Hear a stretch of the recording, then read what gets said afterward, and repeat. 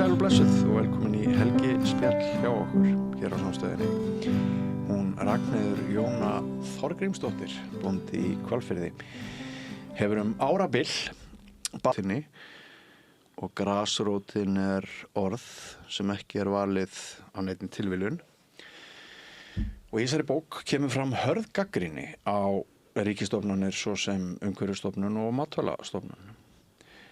Og Ragnheiður Jóna hingað komin til að ræða lífshlaup sitt og baráttuna sem kemur fram í þessari bók í Helgispjalli vikunnar. Vertu velkomin til okkar. Takk hérlega fyrir að bjóða mér. Gaman að fá þig. Takk. Ég eins og ég nefndi í inngangnum þá, ég búinn að lesa þessa bók og ég spenntur að fá að vita meira. En ég ætla að byrja á þér. Í bókinni reyndar segir að þú viljið nú ekkert mjög mikið tala sjálfa þig að þitt eigið líf, en við höfum ju öll einhverja sögu að segja og ef ekki bara byrja á byrjunni, hvar fæddist þú og inn í hvaða aðstæður? Já, ég sem sagt fæðist á Kúldalsá í Hvalfirði 2. júlí 1950. Já. Og þriðja barn foreldra minna. Já. Og eins og ég segi í bókinni þá þótti það tíðindi að þetta var stelpa þarna, sem kom í heiminn. Já. Ég á 2 eldri bræður. Já. Eða 8, annar nú fallin frá. Já. Og svo bara ólst ég þarna upp og átti góða daga. Já. Góða foreldra og gott samfélag. Af því að samfélagið náttúrulega elur mann upp mjög mikið líka. Og svo hafði ég náttúrulega dýrin og af þeim þá hélt ég mest upp á hestana. Ég var nú bókstaflega alltekin af þeim strax sem bara smábarn. Ég get ekki útskýrt af hverju. Það bara var svoleiðis. Ég vildi helst bara vera í haganum, í kringum hestana, horfa á þá. Já. Og svo þegar ég fór að geta eitthvað þá að reyna að ná einum til að fara á bak. Já, já. Og það var mikil barátta.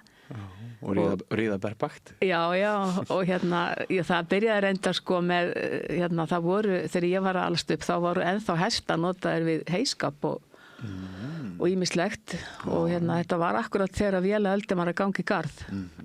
Ég held að pabbi hafi verið með fyrstu bændum til að kaupa traktor. Já. 52. Já. En það voru hestar ennþá notaðir til að raka saman heyi man ég. Og ýmislegt og þú voru alltaf 2 hestar heima sem voru þægir, voru Bleikur og Skjóna. Já. Bleikur var miklu vinsælli hjá okkur sko, hann var nú samt alveg ramstyggur.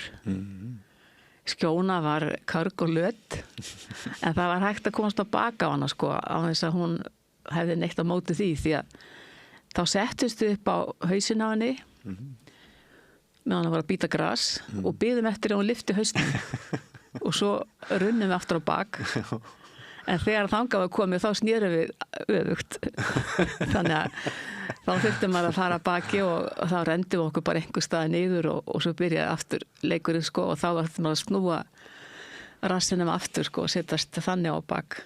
Engin ótti að fótur myndi stíga von á þig? Nei, og það bara gerðist ekki. Nei. Það var einhvern veginn, þau voru alveg meðvituð þetta var leikur og þeim var alveg sama, sko. En Bleikur var svona útreiða hestur, þannig líka, hann var bara brokkari og maður lærði að halda jafnvægi á honum. Já. Hann alltaf, já, hann bara var mjög flottur hestur þannig fyrir þann sem að byrja, sko. Já, þannig að þú fellur bara eldsnemma fyrir hestunum og þú ert mikið náttúrubarn. Já, ég líti að vera það. Já, ég bara, það var allt við þá sko, allt gott. Lyktin og bara þeir sjálfur sko, þeir eru svona alltaf miklu karakterar. Já. Þeir eru þetta er svo gömul dýr. Þeir eru búin að vera á jörðinni í 50-60 milljónir ára. Og þá náttúrulega ekki þeirri mynd sem þeir eru núna, heldur voru þetta lítil dýr og rándýr með ekki með hófa heldur fjórar loppur að framan og 3 aftan, sko. Já. Það var að því þið lifðu á jörð þar sem að þeir þurftu að spenna út klaufarnar eða hvað það var, sko. Já. Til þess að sökku ekki.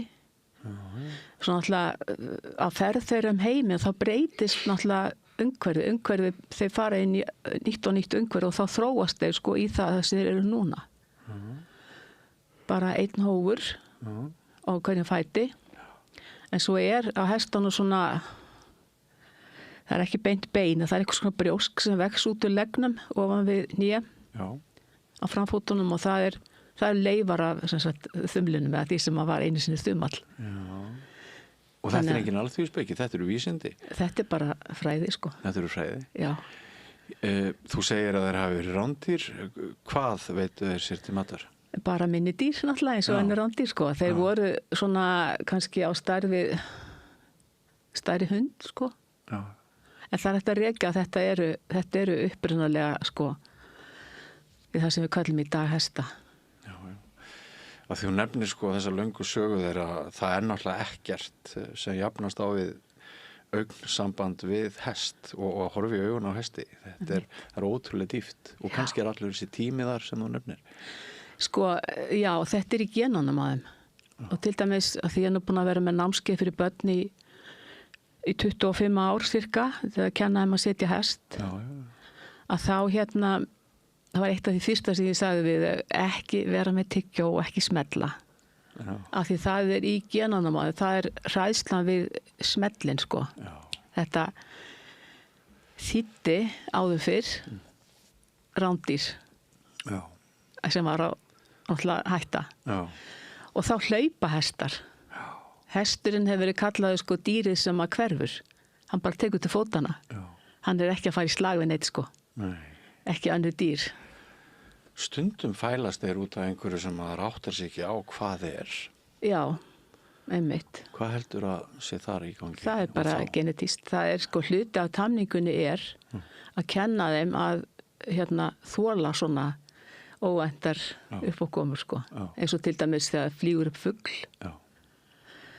Sumir hestar læra aldrei að venjast aldrei að ég vera hræddir, sko. Og það er hægt að rækta þetta náttúrulega úr og í því fælst ræktunin að losna við svona galla. Þetta er galli náttúrulega ef knapinn veit aldrei hvað hesturinn muni gera. Já. Þannig að þá er náttúrulega orðinn hættulegur. En sko, venjulegir hestar sem eru svona sæmilega taugasterkir, þú getur kennt þeim bara að þetta er allt í lagi, sko. Já. Þú getur bara vinnur í því. Já. Og það er nú alltaf frægi tamningamenn í gegnum söguna sem hafa gert þetta mjög vel eins og hestabjarni, svo kallaður, ef maður kallaði það, sko. Hann dundaði mikið með hestunum og alltaf þegar þeir sýndu einhver hræðslumerki að þá tók hann til við að kenna þeim, sko. Þetta er allt í lagi, vinnur og notaði kannski marga klukkutíma í það og einhverja daga kannski, fara í þetta aftur og aftur og hestarnir hans urðu, sko, best tamdir af öllum hestum. Af því þeir treystu náttúrulega líka honum. Já. Af því hann var svo nostusamur við þá, sko. En mér finnst áhugavert nú þegar ég er að reyna að kynnast þér og þinni bernsku að þú talar 90% hestana. Já. En bara 10% sjálfa þig. Og ekkert bræðuna. Nei, en það kannski segir eitthvað svona þinn huga og hvar þín áhersla hefur svolítið legið að þetta er, hvað maður að segja, ástin til hestana, hún er gríðarlega sterkt afl. Já. Já. Hún er það. Já. Við komum betur á því hvernig það tengist þessum síðari hlutum. En þú fluttir til Reykjavíkur og fórst í skóla. Já, það var nú, þú hleypur nú yfir ansi mörg ár, sko. Já, viltu brúa bilið? Já, ég er náttúrulega verið að nefna bræðurna. Já. Það er ekki hægt að kalla grein. Ég eignaði sem sagt 5 bræður og enga systur. Já. Og ég verð að segja frá því að ég varð mjög snemma sko uppfulla einhverju réttlætiskennd einmitt út af því sko að ég var látin vera inn að hjálpa mömmu bara að því að kynhlutverkin voru miklu skýrari þá sko. Jú. Og það var enginn til að deila því með mér í rauninni sko fyrir en yngsti bróðir minn fæddist. Gastu ekki deilt því með mömmu þinni? Sko þessari, þú veist að þurfa að fá ekki að fara út með pappa. Ég vildi náttúrulega vera með honum sko því að það hefðaði miklu meira til mín. Og gastu ekki rætt það með mömmu þína? Jú, ég hafði hátt sko. Ég hafði, jú, en það var bara ekki mark á því sko. Krakkar hlýttu nefnilega í þá daga. Já, það var ekkit verið að sko standa upp ekki upp í hárun á foreldrum sínum. Maður gat náttúrulega að fara í fíl og svona sýnda einhvern veginn þannig, verið eitthvað að lundast hérna og já, láta skína í það einhvern veginn hvað maður væri ósáttur en það var bara ekkert verið að spá í það sko. Þannig að þeir eru haldið frá því sem að þú brannst fyrir svolítið? Já, en svo kannski ég heldur engin vélamanneskja í mér. Strákarnir voru það sko, flestir. Miklu vélamenn. Og hjálpuðu pappa við vélarnar að halda þeim í lagi og svona og það var náttúrulega mikil svirði fyrir hann. Ég hugsa ég hefði nú ekkert verið duglega að dekka það. En þú ert í hlekkjum ójafnréttis. En ég vildi vera sko og ég fekk náttúrulega að fara í fjós. Það var eitthvað sem stelpan fekk að gera sko. Strákarnir voru þá mjög önnukafni við eitthvað annað yfirleitt. Eða þóttist vera það. Sko, og það var mjög góð samvera. Þó maður væri svona, og sérstaklega þegar maður fór að vera pjattaður sko, þá var náttúrulega fjósalyktin eitthvað sem maður vildi ekki hafa. Ekki fara með af bæ sko. En ég var mjög mikið í fjósinu og lærðist snemma að mjólka, handmjólka og vélmjólka líka. Já. Og gat það alveg sko. Og ég var nú ekki nema 10 ára þegar mér var treyst fyrir því að hreinsa mjaltakerfið. Já. Alveg bara heilt sumar. Þá var pappi og þau búin að kaupa sér sko röramjaltakerfi. Þeim var svona millistig á milli þess sem núna mjaltabásar og svoleiðis. Það var þannig þá maður sem sagt setti mjaltavélina á kúna á spennana og svo rann mjólkin beint fram í kælitankin bara alla leið sko. Maður þurfti ekki að lyfta neinu fötum eða neitt sko, ekki að bera neitt. Og svo var þetta hreinsað sko, náttúrulega vel og vandlega eftir hverja mjöltun. Og það var gert með því að skjóta átt að renna vatni gegnum þetta á miklum hraða og skjóta svona svamptöppum, allmörgum sko, með vissu millibili. Já. Og þannig hreinsaðist allt kerfið. Já. Og þetta var ég að gera 10 ára gömul. Já, 10 ára gömul, mikil ábyrgð því að þetta heldur náttúrulega niður í gerlunum og... Já, þetta var bara forsenda fyrir því að mjólkin færi fyrsta flokk. Já. Og getur ímyndað hvað ég hafði rosalega gott af þessu sko, verið treyst fyrir þessu. Já. Og mjólkin fór alltaf í fyrsta flokk þetta sumar. Já. Og þetta gefur manni mjög mikið þó að þetta hafi verið sko kannski dálítið erfitt og krökkum í dag því miður ekki þau fá ekki svona verkefni í hendur og það bara mjög slæmt. Já. Sko verkefni það sem að í rauninni sko afkoma fjölskyldanar stendur og fellur með. Já. Ég fer stundum í gamla Haminn þegar ég fer með krakkana mína austur í Mývatnssveit. Ég rætti þaðan og stundum reyni ég að jaska þeim út þar með sama hætti eins og við kynntumst þegar við vorum krakkar. Já. Og ég einmitt verði ekki var við annað en að þau njóti þess mjög ef þau fá auknar skyldur og ef það tilgangur með starfinu. Einmitt. Og ef þau sjá afrakstur vinnu sinnar. Já. Þetta vantar svolítið í dag. Já. Svo við tölum nú eins og gamalt beist fólk sem hugsar aftur og segir allt var betra. Ég vil ekki segja það sko. Ég vil ekki segja alls ekki. Það sko, það verður náttúrulega að vera alltaf svona það verður að vera eitthvað jafnvægi í öllu sko. Þetta má ekki náttúrulega láta ómikla ábyrgð á herðabarna. Nei.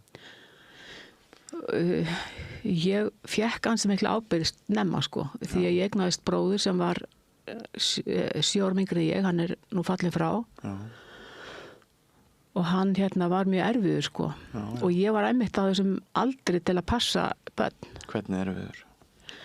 Hann var bara svo ofvirkur. Já. Og rosalega ofvirkur og Þurfti manneski á sig bara? já, hann gat alveg farið sér að voða. Ég man til dæmis einu sinni þá, hann svona kannski 4 ára, 5 ára kannski, þá erum við að sest í kaffilitið við eldhúsborðið og hann gleymist. Já. Svo kemur vinurinn inn í dyrnar á eldhúsinu og segir, ég misti traktorinn ofan í gil. Og það bara fraus allt og og svo bara var rokið út. Jú, traktorinn ofan í gili. Og enginn veit hvað gerðist. Og hefur hann ekki verið til frásagnar það? Já, hann setti traktorinn á stað. Já. Það var alveg augljóst. En hvernig hann slappið að fara með hann ofan í gil, það veit enginn. Þvílík Guðs mildi. Já, og það bara myndi mann á það sko að hverslags maður var þarna á ferð, það þurfti alltaf að hafa augun á honum. Já, einmitt. Og hann var bara alltaf öðruvísi heldur en hinir krakkarnir sko. Já, þannig að þú þurftir svona frekar snemma að axla þá ábyrgða. Já, Gæta hans og mér fannst það mjög ósangjant. Já, Mér fannst ég ekki eiga að gera þetta sko, af því ég var rosalega þreytt á hann sko. Þetta held ég að skipti máli sko í réttlætisbaráttunni sem augljóslega hefur keyrt þig áfram og leiðið til þess að þú skrifa þessa bók sem við ætlum að tala um á eftir. Það er svona að þú hefur snemma fengið þessar hugmyndir hvernig mætti jafna rétt. Er það ekki? Já, jú. Já. En hann náttúrulega kendi mig líka mjög margt sko sem að ég gat tekið sem nesti inn í framtíðina því að sko auðvitað náttúrulega velur enginn að verða ofvirkur. Nei. Hann var ekkert að velja þetta og svo sko seinna meira þá fór hann komst nú snemma í Vín og var bara greinilega strax hans alkoholismi kom í ljós. Já, eins og oft er með einmitt krakka sem eru með svona heilkenni. Og hann sko var rosalegt sko viðfáðsefni fyrir alla fjölskylduna. Það var allir að reyna að hjálpa honum og það gekk nú bara mjög illa. Og alla hans ævi var þetta þannig sko. Hann sem sagt féll frá í vor og sko ég bara held að ég hef orðið kennari hreinlega út af þessu. Að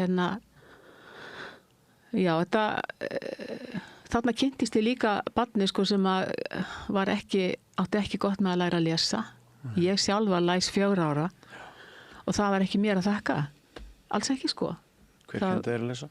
Enginn. Mamma var að sat við hliðina á elsta bróður mínum 5 ára eldri og var að láta hann lesa eins og sagt var. Og ég satt hinn með borðið og svo er ég bara alltaf náttúrulega læs. Og þetta er eitthvað sem maður getur ekkert skýrt. Nei. En þetta voru sko forréttindi fyrir mig. Já. Alveg á sama hátt og það var sko, hann hafði ekki þetta. Nei. Og hann þurfti að berjast sko virkilega við bókina og stafina og þetta verður örugglega allt verið á fleygiferð fyrir hann sko. Já. En svo gerist það hann var rekinn úr skóla 11 ára gamall. Já. Og þá fór náttúrulega allt. Vegna hegðunar. Já, hann var stríðinn og svona óþekkur, eða svo sagt var sko. Hann fekk enga aðstoð með sín vandamál. Hann var bara úrskurðaður óþekkur. Var hann þá orðinn reiður inn í sér? Já, þú veist hvernig, sko, allir vilja athygli, en ef maður fer að fá neikvæð athygli, þá er kannski betra að fá hana heldur en enga. Algjörlega. Og hann var einmitt þannig, sko. Hann gerði ýmislegt bara til að fá neikvæð athygli. Kalla í hana, sko. Og það var alltaf eitthvað vesen, sko. Já. Og maður hafði ekki þroska til að kalla þetta annað en vesen. En sko, seinna meir sé ég það það sem hann fekk í veganesti var ofboðslega þungu baggi. Og ekki, sko, heiglum hent að dröslast með hann gegnu lífið. Nei. Og enginn velur sér það. Nei. Þetta hefur haft áhrif á þig og já, mjög þitt líf. Og svona kannski á hvernig þú hugsar í dag líka. En hinni bræður þínir var gott að sambanda á milli ykkar? Já, við vorum ágætis krakkar öll náttúrulega.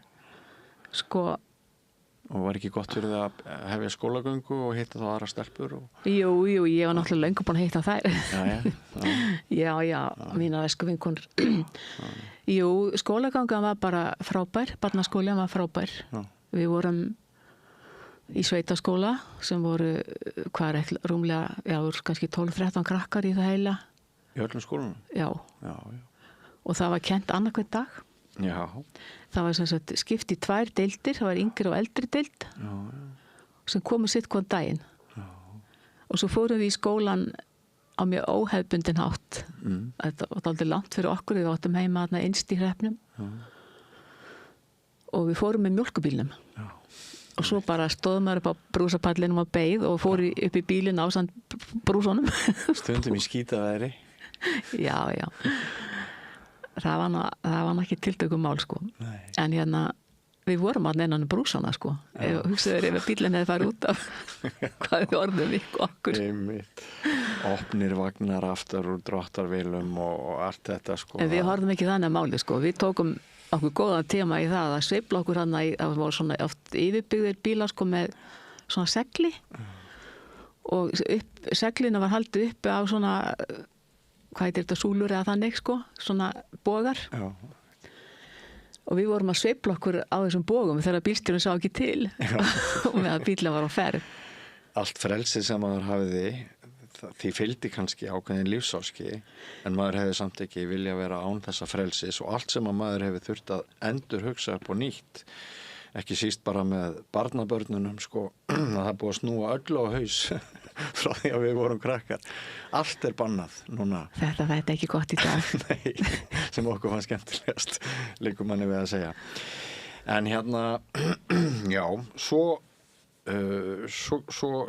fáum við flest einhverja hugmyndum það, svona á unglingsárum, hvað ætlum við að verða og til hvers erum við hérna og hvað fór þá hugan hjá þér og hvernig reyndir það hrinda því í framkvæmd?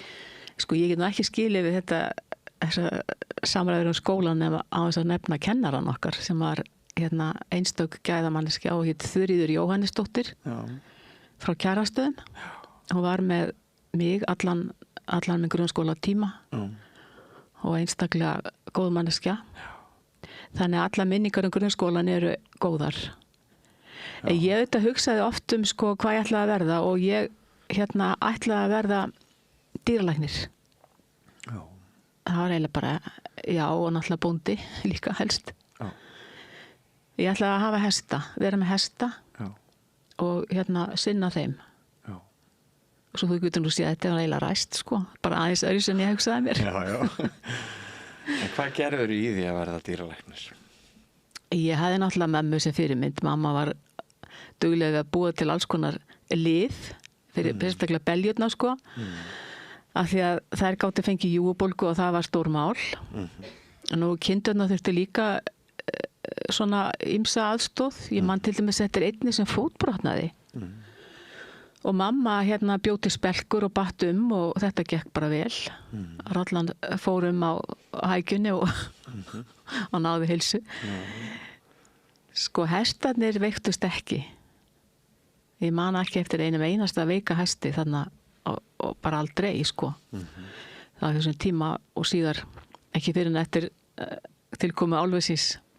En þarna það var samt þurfti náttúrulega að sinna þeim alltaf og þau voru alveg samtakið þessu pappa og mamma. Þau voru bæði mikið hestnegt fólk, þótti gaman að hestum og það var alveg sérstök, sko, alltaf ferð sem var farin á vorin, auðvitað margar ferðir en það var sérstaklega eins sem var farin þar sem þau fóru bæði, sko, og jeppanum og það var keyrt út með fjalli og til að skoða fóleldin og sjá hvernig þau gengju og svona hvernig ganglægi væri og útliti á þeim og hvort þau verið líklega svona til þess að geta orðið reiðhestar og svoleiðis og þá var ég nú yfirleitt með, sko, og tók þátt í þessu. Og alltaf þegar þurfti að gera eitthvað með hestana þá var ég auðvitað kallið til því að ég kunni alveg á þá, sko. Ég vissi alveg hvernig þeir hugsuðu. Já. Og stundum sagði pabbi heyrðu, hættu nú að horfa á hestan og skulum við klára sem við erum að gera. Því þá gæti ég ekki þá get ég ekki hægt að horfa sko, því það var svo fallega hreyfingar og ég bara alveg gagntekin. Þetta er eins og ég átti vin sem var alltaf að horfa á flugvélar. Þegar hann sá flugvélar á himni og bara það merkilegasta sem kom fyrir hann þegar hann var krakki, það var alltaf að fylgjast með flugvélum og hann varð flugmaður. Sumir bara einhvern veginn heillast snemma af einhverju og bara eru með þá heilanum, eða hvað maður á að segja, alla tíð. En sko, þú fórst ekki MH? Jú. Og á þeim árum þú ert í MH, það er náttúrulega, þetta er nú alls spennandi tími. Sagðirðu þá skólasystkinu þínum og bekkjarsystkinu að þú ætlaðir að vera dýralæknir? Var það alveg Nei, sko, þá var ég eiginlega meira spennt fyrir að fara bara í Glaumbæ. Það var nú bara svoleiðis. Ég var bara unglingur og unglingar eru nú bara eins og þeir eru.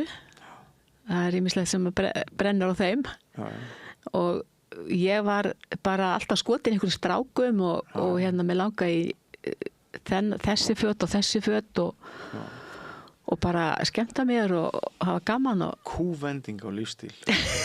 Já, allir það ekki bara. Já, ég glemdi hann ekki testana fyrir því en það var svona öðruvísi og þetta voru rosa skemmtilegi tíma sko. Ég kem hann inn í hippa tíman og þarna og svo var ég svo heppin að búa hjá frændfólki mín í Reykjavík þar sem að eitt systkini var jafngamall mér, frænka mín og góð vinkona, Guðlaug Björnsdóttir. Við vorum saman í djamminu sko. Og svo leiðum nú einhverjum fleirum að koma með, en við tókum þetta bara með stæl. Og en ég lærði alveg fyrir því sko, ég náði öllum prófum og svoleiðis, en þannig að þetta var bara ægilega skemmtilegu tími. Og svona frekar áhyggjulítill. Og ég var náttúrulega ekki með elskulegan bróður minn á herðanum lengur, eða þannig sko, þetta hafði ég alltaf áhyggjur af honum, en þetta var öðruvísi. Þarna var svona, þarna gæti ég leyft mér að vera til. Já, einmitt. Bara mínu forsendum. Já, andað og lifað frjáls. Bjó hjá elskulegri frænku minni, Vilborgu Vigfúsdóttur. Hún og pabbi voru bræðrabörn. Og þetta var bara yndislegu tími. Og kennararnir í MH voru bara hreint út sagt frábærir. Það var bara hver gullmólin þarna mannan. Ég bara nefndi Vigdís Finnbogadóttur sem enn er á lífi og elsku Vigdís, kennt okkur fransku. Þessu trú ég vel. Ég aðeins yngri en þú en kennararnir í menntaskólanum á Akureyri sem ég naut handleiðslu, þetta er svo mikið úrvalsfólk, þetta er svo gott og klárt og greint fólk að ég hef bara eiginlega aldrei kynnst öðru eins liði sko. Nei, þetta er ómetanlegt að hafa kynnst svona fólki. Bara ómetanlegt sko. Bara að það var náttúrulega, það var ýmislegt fyndið þarna, eins og til dæmis Jón Böðvarsson sem var nú alinn upp í minni sveit í Gerði, hann íslensku maðurinn mikli. Hann hafði sérvisku eins og til dæmis það að við skildum ævinlega koma á inn í skólan eða sannst inn í kennslustofunar. Þá sat hann á morgnana við innganginn og gætti þessi vandlega allir var í inniskóm og veið þeim sem ekki var í inniskóm sko. Hann gætt bara vissi það að hann þyrfti að snúa við. En voru ekkert fullir kennararnir uppi töfluna? Það er nefnilega kom fyrir hjá gáðu kennurunum mínum í menntaskólanum Akureyri. Sumir þeirra voru stundum ekki kennslu hæfur vegna drykkju. Er það virkilega? Já, það er þannig. Það hefði ekki þótt gott í hamraliðinni. Ég get alveg lofaði því. Það var ýmislegt fyrirgefið í gamla daga sem því forsíðumál, hneyksli og brottræstasök í dag. Já. En hvað gerir þú svo eftir MH? Og hvert stendur þau þá? Enn á dýralækningum eða eitthvað? Það var náttúrulega voru komna spurningar. Mér fannst ég ekki nógu góð í starffræði og var svona farin að efast mína getu þar og í þessum raungreinum. Ég var eiginlega mjög óákveðið sko og svo gerðist það óvænt að ég var bara ólétt. Já, það gerist óvart. Já, algjörlega. Óplanað. Óplanaði krakki. Já. Og þetta var sem sagt síðasta veturinn í mentó og ég var stúdent og það sást nú ekki að ég var ólétt þá sko. Já. svo kom barni í heiminn bara, já, hún á afmæli á morgun. Nei, 7. des, ætla ég að segja. Já, sem sagt, Einstæða móðir innan við hálfu ári frá útskrift? Ég var ekki einstæða móðir, nei, ég átti nú kærasta. En hann var nú alveg gagnslaus. Hann var gagnslaus? Já, þannig laga, sko, hann var bara að læra sitt fag og hafði ekki tíma fyrir þetta. Já. Ég vildi ekki gefa mitt eftir, sko, mér fannst ég var nefnilega dúks, sko, í barnaskóla. Ég var nánast alltaf með 10 á prófum og mér fannst ég alveg að rétta að læra eins og hann, sko. Þannig að það var svona núningur og sem endaði með því að við fórum sitt hvora leið og ég náttúrulega með barnið og svo bara fékk ég góða aðstóð og gat haldið áfram í háskólanum. Hefur hann ekki komið þá að uppbyldi dóttur þinnar? Sko hann er náttúrulega, hann er þarna, skilur, en þetta var á þessum tíma þá voru feðurnir mjög mikið stikkfríir. Þeir þurfti ekki að gera frekar en þeir sýndist. Og hann tók þann pól í hæðin að láta sitt nám ganga fyrir. En þú svona gríðar og öflug námsmanniski að þér vex starffræðin í augum og telur að það sé að raungreina kunnáttu að þeim kunna koma í veg fyrir að draumar þínir rætist? Já, ég held að ég hef nú bara lært þetta einhvers stað, sko. Já. Þetta væri svona með stelpur. Ætli það ekki? Svo fannst mér starffræðin mjög skemmtileg seinna. Já, einmitt. Ég svo var að, sko, starffræði er æðislegt fag. Já. Bara, já. En þarna á þessum tíma var maður bara svo sveimhuga, sko. Já. En það er náttúrulega íþyngjandi líka að vera orðin móðir. Þú ert ekki alfrjálsa ákvörðunum. Hvað var það námsval og fleira, eða hvað? Nei, ég gat náttúrulega ekki lært dýrlækningar því að það gengur ekki að vera einn með barn, sko, það í því og vera í útlandum. Þú hefði þurft að fara út náttúrulega eins og. Já. Og hver var þá millileikurinn?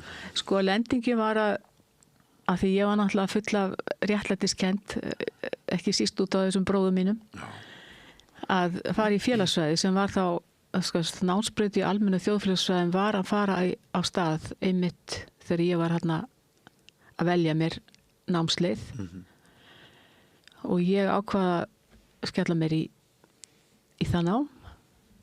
Ertu í fyrsta árgangnum bara? Já. Já. Já.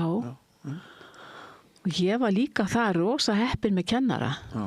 Ég bara get ekki lísti hvað mér þykir vænt þessa blessa kalla, voru aðalega kalla, það voru Þorbjörn Broddason, Haraldur Ólafsson. Hann kendi mér nú líka. Ólafur Ragnar Grímsson. Já. og svo fleiri og fleiri, sko. Þetta er rosa lið. Þetta er lið, sko. Já, einmitt. Skemmtilegt. Ég held að ég hef verið alveg svakalega heppin og ég hef búið að þessu námi alla tíð. Já, ég trúi því. Ekki síst í þessari baráttu sem ég hef átt í núna síðustu 18 árin, sko. Að geta skilið það sem er að gerast. Geta sett þessa hluti í samhengi við það sem gerist í öðrum löndum og bara mína stöðu. Skoða hana í þessu samhengi, sko.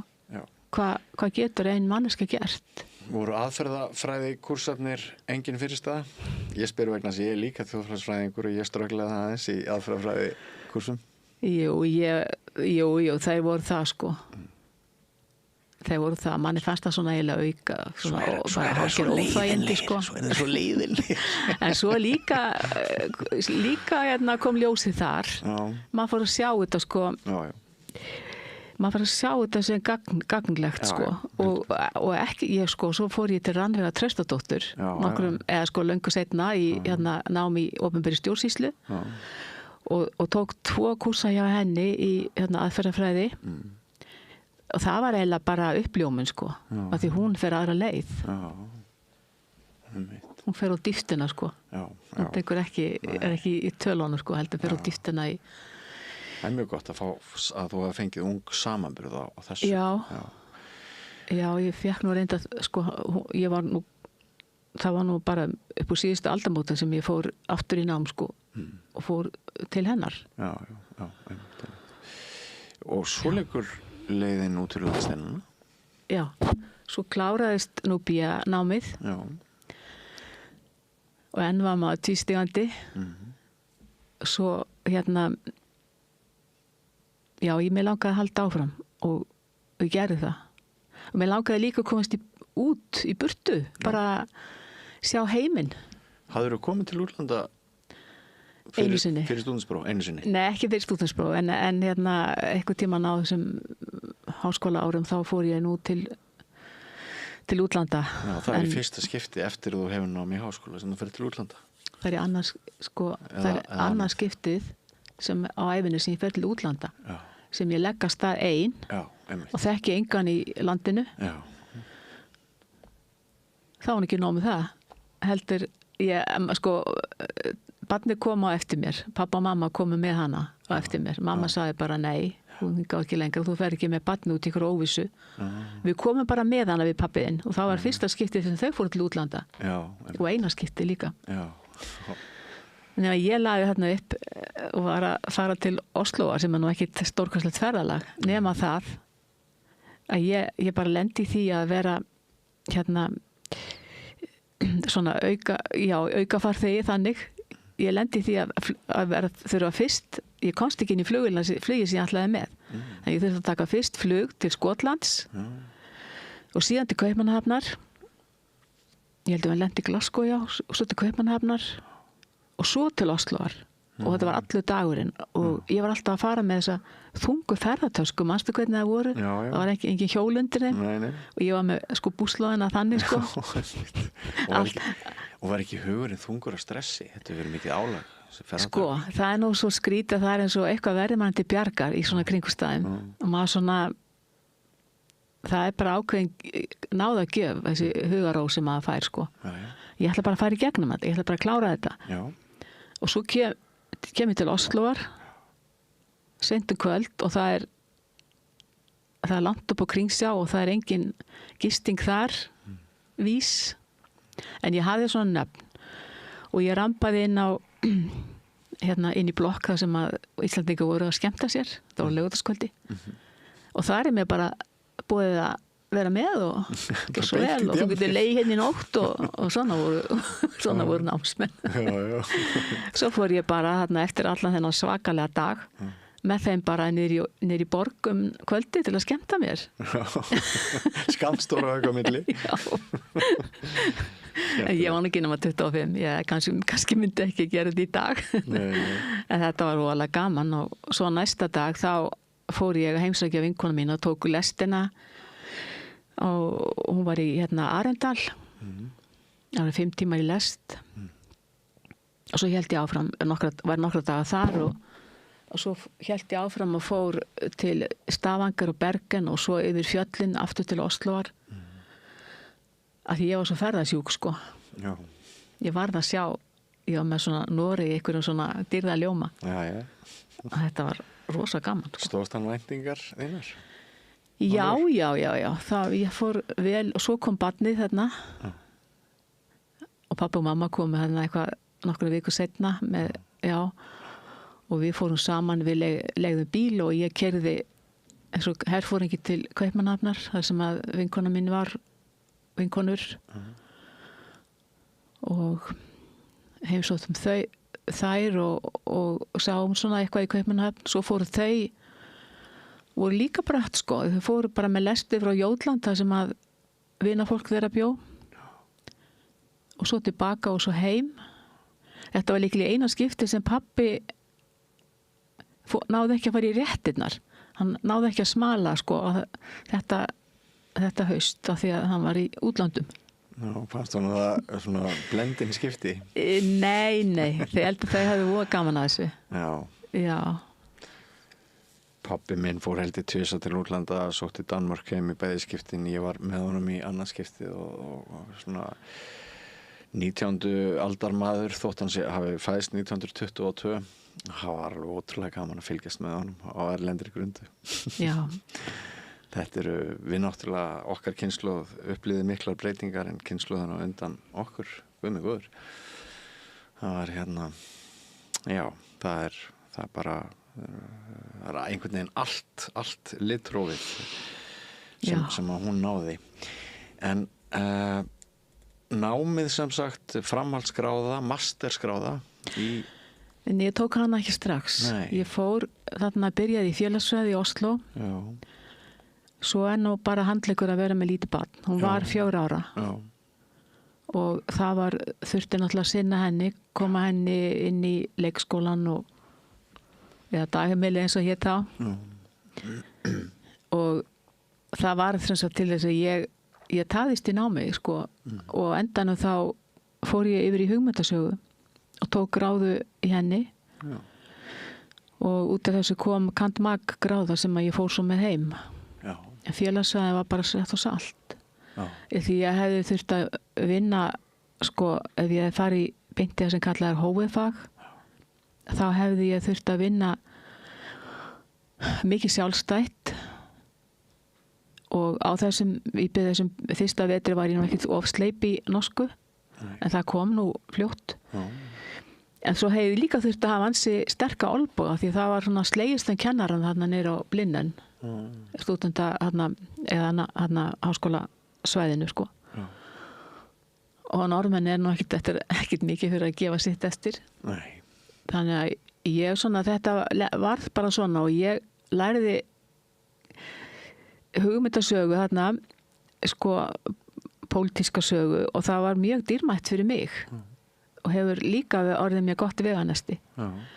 Og svo náttúrulega var þar líka mjög gott veganesti bara að vera á eigin vegum erlendis. Já, trúið. Og á þessum árum að þá náði ég talsvert að ferðast. Ég fór nú til dæmis á puttan norður Noreg og lenti í ævintýrum.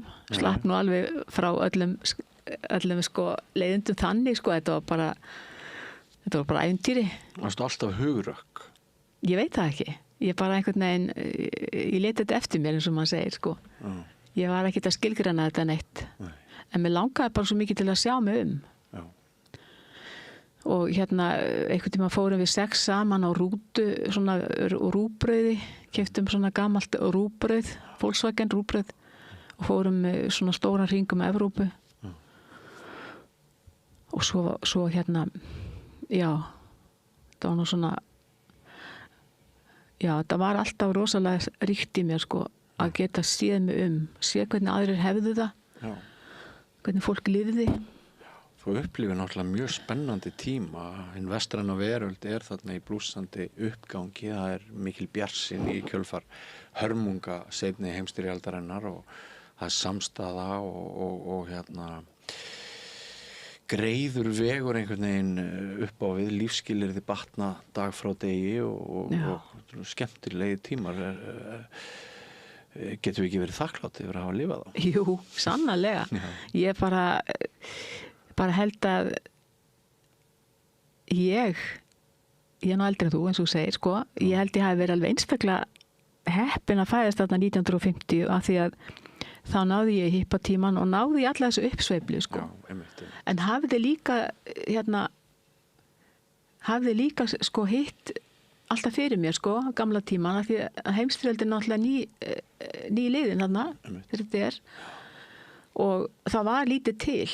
Mjög lítið. Það þurfti að nýta allt og pappa og mamma byrjaði með 2 hendur tómar, sko, sinn búskap. Já. Og þetta efnislega baráttan var alltaf mjög svona sterk, en ég verð náttúrulega sko að nefna það ég hefði aldrei getað farið í þetta nám, hvorki hér heima í háskóla nýja erlendis nema að það hefði verið komið námslán. Þau skiptu sköpum fyrir mig. Og þau voru á gæt á þessum tíma? Ekkert mjög íþyngjandi? Nei, alls ekki, sko, en þau voru náttúrulega ekki há fyrst, sko. Nei. Og ég man þegar ég var komin til Osloar. Ég átti smá peninga því ég hefði verið náttúrulega í vinnu áðan ég fór. Það bjargaði ég náttúrulega að ég þurfti ekki að fara heim að námsláni kom ekki haustið. Þau bara kom ekki. Og það var vegna þess að það var verið að breyta þeim. Það var verið að vísitölubinda þau. Eða verðtryggja þau, sko. Og það var náttúrulega mjög mikill urgur og ég man að einhvern tímann það voru sendiráðstökur og til dæmis í Stokkólmi, en líka í Oslo, það fór bara minna fyrir henni. En við vorum nokkuð sem fórum í sendiráðu einn morguninn, bönguðum bara upp á þessu og fengum að koma inn. Til að mótmæla breytingum á námslán? Já. eða mótmæli bara því við fengum ekki lán Já, já. og við settust bara þarna fyrir í móttökun og sögum við erum bara komin ykkar til að taka sendiráðið.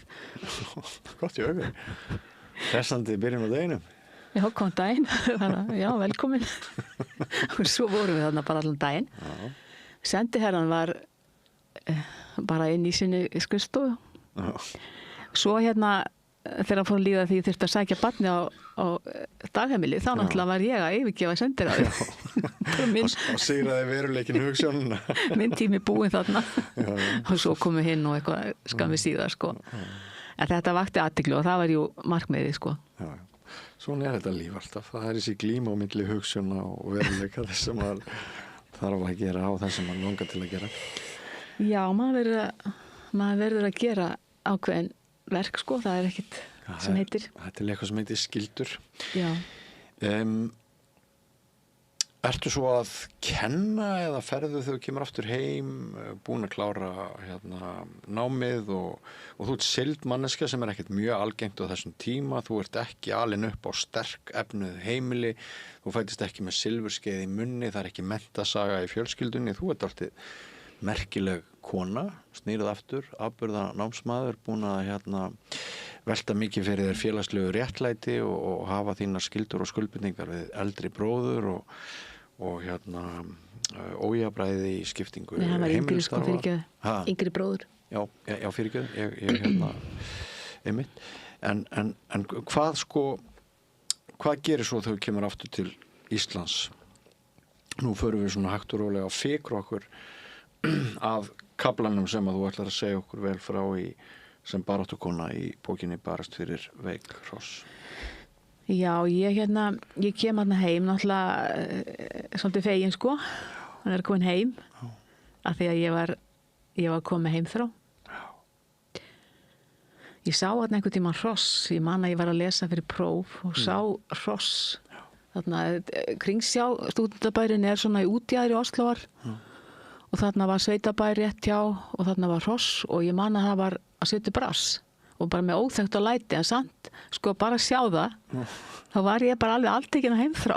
Já, bara svo var sveik. Ég var ekki svona spenntur kannski, það ekki til að fara að baka vendilega. Nei, þetta var bara svona, ég þraukaði þarna og kláraði prófin og þá voru þetta 8 tíma próf. Ég man að ég fór í 3 svoleiðis próf þetta vor. Fórst í 8 klukkstunda próf? Já. Já, ég hef mest farið í 5 klukkstunda próf. Það rosalega langt próf. Þannig fór maður með næsta nýja skó í próf. Og ritgerða spurningar. Já. Já, einmitt. Og svo bara, var bara stefnan tekin heim og auðvitað þyrfti ég að fá vinnu. Ég átti náttúrulega ekki bót fyrir borun á mér og fekk vinnu í Hvalstöðinni. Já. Var það algengt á meðal kvenna? Já, í eldhúsinu, sko. Já, í eldhúsinu. Já, ég var ekki á planinu. Nei.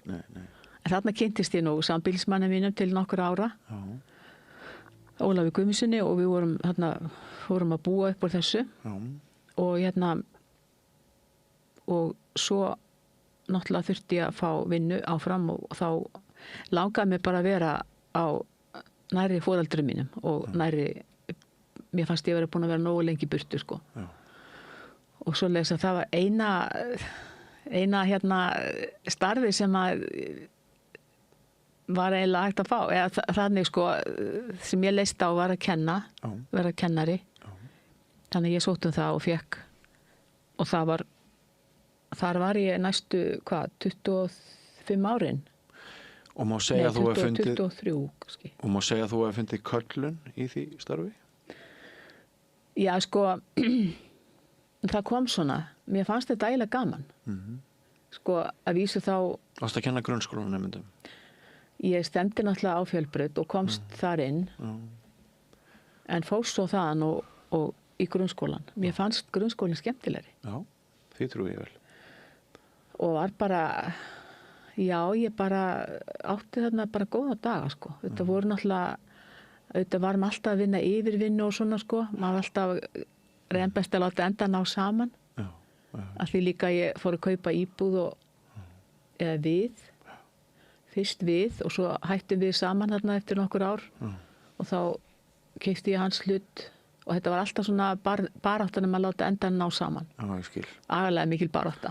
Hark. Já, og maður var sko, bæði var mann illa við yfirvinnuna en líka var maður að hafa hana og það var til þess að maður var kannski voða lítið til staðar fyrir blessa barnið.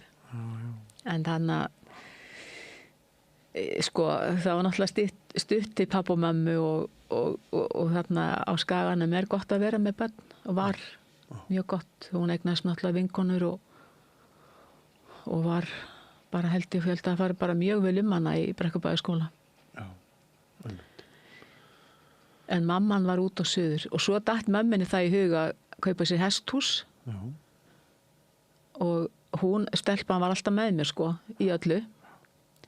Og við mækurna vorum þarna í hestastúsi í mörg ár saman. Já. Og hún bara ólst upp í hesthúsinu sko, með mér í rauninni. Já. Og ég átti alltaf einhvern hest svona fyrir hana. Já. Og svo náttúrulega eftir því sem hún eldist þá gat hún auðvitað riðið öllum hestunum. Já. En þetta var, þarna koma hestarnir inn aftur sko.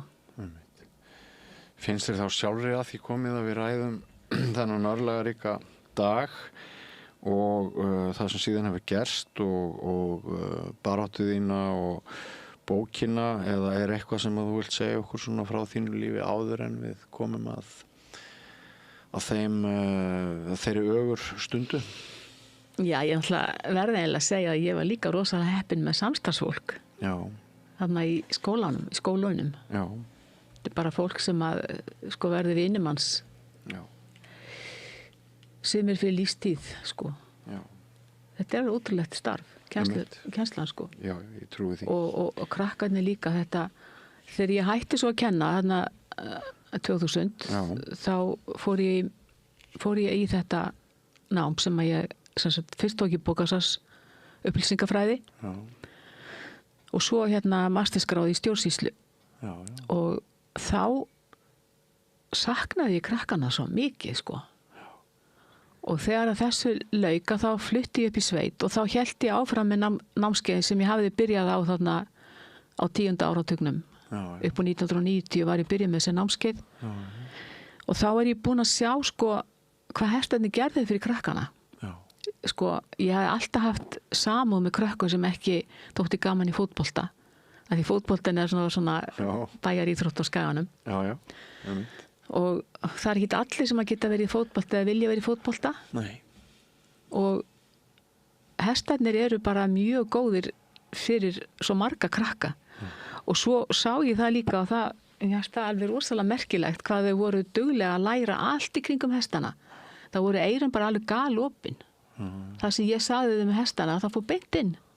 Það ekki alltaf svoleiðis í skólanum. Þú veist það. Já, ég veit það. Það sko, þarna gat maður tengt saman ýmislegt úr umhverfinu við bara það sem maður var að segja hestana. Já. Svona bara inn í þessa bara almennu umræðu sko. Af hverju þetta og af hverju hitt og svo fannst þeim svo merkilegt all sko viðbröði í hestunum, spekuluðu svo mikið í þeim og tengdust þeim. Vist að hestar sko eru bæði náttúrulega rosalega eins og ég var að segja það sko, dýrið sem hverfur, hleypur í burtu, þú verður að vera þannig að þú getur að það samþykki þig sko. Og það út af fyrir sig, það bara alveg ávísun á mjög rólega kennslutíma sko. Því að vegna þess að út með eitthvað læti, þá nærði einhver sambandi við hestin. Þetta bara svo mikið agatæki. Og svo náttúrulega hann bæði hlýr og mjúkur og heitur. Og svarar þér alltaf sko. Þú veist, hann ekki bara eitthvað dauðibli sko, hann kemur alltaf á móti og svarar þér einhvern hátt sko, svo þú að lesa út úr því. Og þetta fannst þeim alveg æðislegt og þau voru sum sko bara svo alltekin af hestunum. Já. Þannig að þá fór ég að hugsa sko, já ég verð að segja sko, líka krakkar, það voru alveg sama hvað þau stóðu svona námslega, hvort þau voru í sérdeild sem að fyrir þá sem að áttu einhverjum erfiðleikum með nám eða annað og í skólanum og líka þá sem voru fljúandi velgefnir og miklu námsmenn sko, það er fljúandi námsmenn sko. Þeir voru ekkit betri í því að umgangast hestana. þarna voru bara menn sko stóðu bara á sama grunni og þess vegna gátu þau líka unnið saman þarna. Hestar sem jafnaði þetta ekki. Já, hvernig sem krakkarnir stóðu sig í skólan og þá gátu öll komið að hestunum á svona eins hátt sko. Það fannst mér svo frábært. Og ég sá bara þarna var tæki til þess að kenna með hesturinn sko. Ég segi, þú getur kent hvað sem gegnum hestin. Já. Nánast. Ég segi kannski ekki allt, en ég menna allt sem skiptir máli. Já. Stærðfræði? Ekkert mál. Þú getur tengt við hestin sko. Og þetta það sem mitt leiðarljós í gegnum námskeiði sko. Að svo náttúrulega má ekki gleyma því hvað þetta er sko mikið líkamleg sko, ég veit ekki hvort ég að segja áskorun, það er svo leiðilegt orð sko, en það glíman við að komast á bak. Já. Og bara við það að halda jafnvægi og sko bara hafa stjórn á þínu skrokki. Þetta er svo mikið viðfangsefni fyrir litla krakka. Að þarna þurfa þau virkilega að reyna á sig. Og ég upplifði það sko nokkru sinnum að sjá krakka sem voru of þyngd. Sigrast á því að komast á bak. Bara læra tæknina sko. Spynna sér upp og koma sér í nakkinn sko. Og þvílík gleði sem að skein út af þeim sko. Ég trúi því. En sem sagt, þú ert komin heim, þú átt góðan slatta af hrossum, þú ert í miklum tilfinningaböndum, átti miklum tilfinningaböndum við hestana, og ég veit nú sem bóndasonur að það er nú ekkert alveg sjálfgefið hve mikið tilfinningasamband er á milli bænda og skepnana. Svona ólík afstaða og viðhorf, en þetta er svona á því sem þú hefur sagt, þá áttar maður sig á því hvað hestarnir eru kærir. Og svo breytist allt. Það er 23. ágúst 2006. Vendipunktur í sögunni, eins og þú segir. Sko, áður en við byrjum á þessu, þá held ég að við höfum hoppað yfir ég eignaðist fósturson. Það var reyndar ekki sko alveg frá gengið, en bróðir með þessi sem ég sagði frá áðan sko, hann er pappans og foreldrarnir gátu ekki sinnt honum, og hann kom til mín tæplega 2 ára gamall og hefur verið hjá mér síðan. Hann er svona, hvað sem vélamaðurinn í minni fjölskyldu. Já. Það er svona það sem mig vantar sko. Já. En hann er náttúrulega komin inn í spilið þarna sko, þegar ég með sér námskeið og það sko, og krakkarnir voru stundum að segja sko, hvað, er hann ekki alltaf á baki með þér? Akkur er hann ekki, og þau skildi ekkit í því sko, hann hefði engan sérstakann áhuga á hestum, þeir fannst það alveg fáránlegt. En svona er þau bara. En ég ætla ekki að gleyma honum í þessum samræðum sko. Ég er sem sagt búin að ættleiða hann. Já. Hann óskaði eftir því sjálfur og við gengum frá því núna bara þessu ári, þessu merkis ári. Já, hann er að heyra það. Jep. En sko, mengunarslýsi, þetta, sko eins og ég segi frá í bókinni, þá barðist ég ekki gegn álverinu á sínu tíma, af því að ég hafði verið þarna formaður atvinnumálanefndar í 4 ár og það hvíldi mikið á atvinnumálanefnd. Það var atvinnuleysi á Akranesi og þetta var bara erfitt ástand og iðnaðarmenn báru sig illa og allir náttúrulega sem urðu atvinnulausir, og það er nú svo skondið að þá á bærinn náttúrulega að bjarga öllu, þó sem við vilja ekkert á hann að vita þess á milli sko, eða hans þáttöku. En þú veist hvernig þetta er eins og þegar eitthvað gerist á svona landsvísu sko, þá ríkið að hlaupin tilbaka. Bærinn, hann hafði ekki marga valkosti. Hann gat sem sagt tekið einhver svona fyrirtæki sem voru svona kennitöluflakarar sko inn, en það var náttúrulega ekki spennandi. Þetta var mikið ströggl. 1986 til 90 þá ég í þessu formansstarfi. Svo kemur og svo hætti ég í bæjarmálunum eftir það. Og svo kemur þessi hugmynd álverið upp. Og þá bara ákvað ég ætla ekki að skipta mér af þessu af því að ég er búin að sjá atvinnuleysið. En ég vissi þó ekkert flúor, hverslags eitur það hann er. Og svo er álverið þarna sem sagt barið í gegn á Alþingi. Af fólki sem vissi heldur ekkert hvað flúor er eða hvað hann getur gert og hafði held ég engan áhuga á að kynna sér það. Þetta er sem sagt ríkisstjórn Davíðs Oddssonar sem að ég nefni hér í bókinni og er með upptalda einstaklingarna sem voru þar. Og þeir einstaklingar, þeir ættu núna, finnst mér, að biðja þjóðina afsökunar á þessu. Vegna þess að það að koma með sko eiturspúandi stóriðjuver inn í landbúnað hérað, það er bara afbrot. Það er bara afbrot gagnvart íbúunum og gagnvart þjóðinni. Og ég fer ekki ofan að því að þetta ég hef kallað þessa bók stundum í bæði gamna og alvöru sko true crime. Þetta má ekki gerast. Fólk sem situr á Alþingi, það á nú að vera læst og geta kynnt sér málin, en það gerði það ekki. Og það bara má ekki gerast.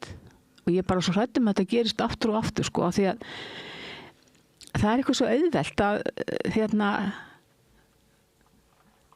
að taka bara einhverjum rökum sem henta í staðinn fyrir að skoða málið sjálfur. Staðsetningin er ömurleg. Hún er út í hött. Alveg. Og þetta er barið í gegn í einhverju stemningu, keyrt áfram, umræðan hverfist meira og minna öllum hvað það skapi mörg störf og við erum komin umhverfisráðherra, en það er einhvern veginn margt í skötu líkt og þegar Kárahnjúkavirkjun er keyrð í gegn, ekki satt? Jú. Sko, umhverfisráðherra náttúrulega, það er bara mjög dapurlegt að hvernig hann kom fram og ekki síst við fólki sem var að berjast gegn álverinu. Því hann svona lék tveimur skjöldum. Guðmundur Bjarnason. Já, það er lótt að nefna hann. Þvílíkur umhverfisráðherra, drottinn minn dýri. En sko það hafa náttúrulega sko, það er eins og þetta blessa ráðuneyti hafi aldrei einhvern veginn náð þeirri fótfestu sem að það hefði þurft að hafa í ríkisstjórnum Íslands. Það er bara, og einhvern veginn ekki neinni þungavíkt. Sko umhverfismálin er náttúrulega málana á 21. öldinni. Þau eru það sem allt snýst og sem ráða því hvort að yfir höfuð verið hægt að búa á þessari jörð. Síðan þú fjallar það líka í bókinni hvernig nýtt starfsleyfi stórjók afköstin, framleiðsluna. Já, það rann í gegn þarna 2003 og svo annað 2015 sem að þurfti þó ekki að fara fyrir Alþingi. Það var bara tekið fyrir Umhverfisstofnun og afgreitt þar. Og það var alveg sama þó að við varum að berjast, sko, það var stofnað félag sem að er umhverfisvaktin við Hvalfjörð sem að hafði þá þegar bent á þessi veikindi og háar flúortölur í umhverfinu og náttúrulega háar líka Býtu aðeins með veikindin. Brennisteinstölur. Við erum að setja hlustendur og áhorfendur inn í þau í réttri tímaröð og sumir veit ekkert hvað þú ert að fara að tala um. Nei. Það er ennþá þannig. En sem sagt, það er búið að stækka þarna álverið alveg gríðarlega, framleiðslan er margföld. Þetta er á kolvetlausum stað og þá skulum við aftur koma að vendipunktunum sem þú kallar 23. ágúst 2006. Hvað gerist þá? Og hverjar eru það afleiðingarnar? Já, þá gerist það að það springur ker með fljótandi áli í álverinu, Norðuráli á Grundartanga og þetta fljótandi ál rennur yfir rafleiðslur og tekur eitt hreinsivirki af 3 úr sambandi. Og svo hreinsivirkjum ætlað að stemma stigu við menguninni. Já, þeim ætlað það. Þau voru 3 á þessum tíma. Já. En við skulum ekki gleyma því að það fer líka mikill flúor út úr kjærskálanum og líklega miklu meiri heldur nú út úr hreinsivirkjunum. Svo þetta nú kannski svona, já, það allavega, en það sem var líka að gera á þessum tíma, það fór fram mjög mikið stækkun álversins. Já. Og það út af fyrir sig kallar á mikla mengun af því að hvert nýtt ker sem ræst, það eis út meiri flúor heldur en eða væri bara í svona gangi, venjulega. Og þetta allt önnur verksmiðja heldur en okkur var seldað yrði. Akkurat. Já. Þetta var sko 60.000 tonna ársframleiðsla fyrst. Já. En þrátt fyrir það, ég verða aðeins að nefna það, sko, þrátt fyrir það, þetta væri bara 60.000 tonn í upphafi, þá var strax stórkostlega mikill munur á flúor í kindum í Hvalfirði. Bara leið og það var komið, sko. Það nefnilega það, já. Hvað það hækkaði flúorinn. Því það var strax farið að mæla flúor í kindum á svokölluðum vöktunarbæjum. Og það í gegnum bara grasið sem það býta? Já, það bara úr grasinu. Já. Samt segi ég, sko, var aldrei mældur flúor í grasi á þeim stöðum þar sem að hans mátti helst vænta, sem var auðvitað vestan við iðjuverin af því að það eru ríkjandi austanáttur í Hvalfirði. Og það var ekki tilviljun að það var ekki mælt? Það held ég hafi ekki verið tilviljun, nei. Það held ég ekki. Og vegna þess að strax þarna þá álverið komið með umhverfisvöktunina bara í fangið, sko. Já. Og ræður í rauninni mjög miklu það hvar vaktað. Hefur eftirlit með sjálfu sér? Það sér allt sem snertir umhverfisvöktunina og borgar allt úr eigin vasa og þá auðvitað það komið með svo mikið vald. En aftur að slysinu, það gusast þarna út eitthvað svakalegt magn af flúor og enginn fær að vita því eða hvað? Ekki íbúarnir. Álversmenn hringdu í Umhverfisstofnun og sögðu frá. Já. Og það er skjalfest að umhverfisvaktin sendi bréf til Umhverfisstofnunar og fékk þær upplýsingar hvernig þetta hefði borið að. Já. Og en Umhverfisstofnun sagði engum frá. Nei. Ekki íbúum, sko, ekki sveitarstjórn heldur. Já. En það kom svo í ljós, sko, þegar að Hvers vegna ekki? Já, það er nefnilega góð spurning. Það er góð spurning. Hversuna heldurðu að það hafi ekki bara mannafli verið ræstur út, send fréttatilkynning og Umhverfisstofnun hafi bara brugðist við með þeim hætti sem að lögum hollustu og segja? Sko, ég gæti nú bara sagt, þetta væri bara aumingjar. En það er náttúrulega ekki nógu gott svar. Ég geti sagt að ég held kannski að álverið hafi ekki lýst þessu sem nógu hættulegu. Ekki eins hættulegt eins og það var. Það sagði frá, en hvað sagði það? Það vitum við ekki. Nákvæmlega. Og svo til eitthvað tökta sem heitir skrifstofu eftirlit og þá bara lætur þú duga að vera heima, þú ferði ekkit á staðinn. En maður skildi nú samt ætla að það hefði verið einhver mannskapur þarna til þess að láta ekki duga hlusta heldur. Ábyrg stjórnsýslustofnun ætti að senda af stað mannskap til að skoða og mæla sjálfstætt. Auðvitað. En það voru engar mælingar gerðar. Nákvæmlega engar. Og sko þegar maður spyr af hverju, þá fær maður engar skýringar. Bara engar.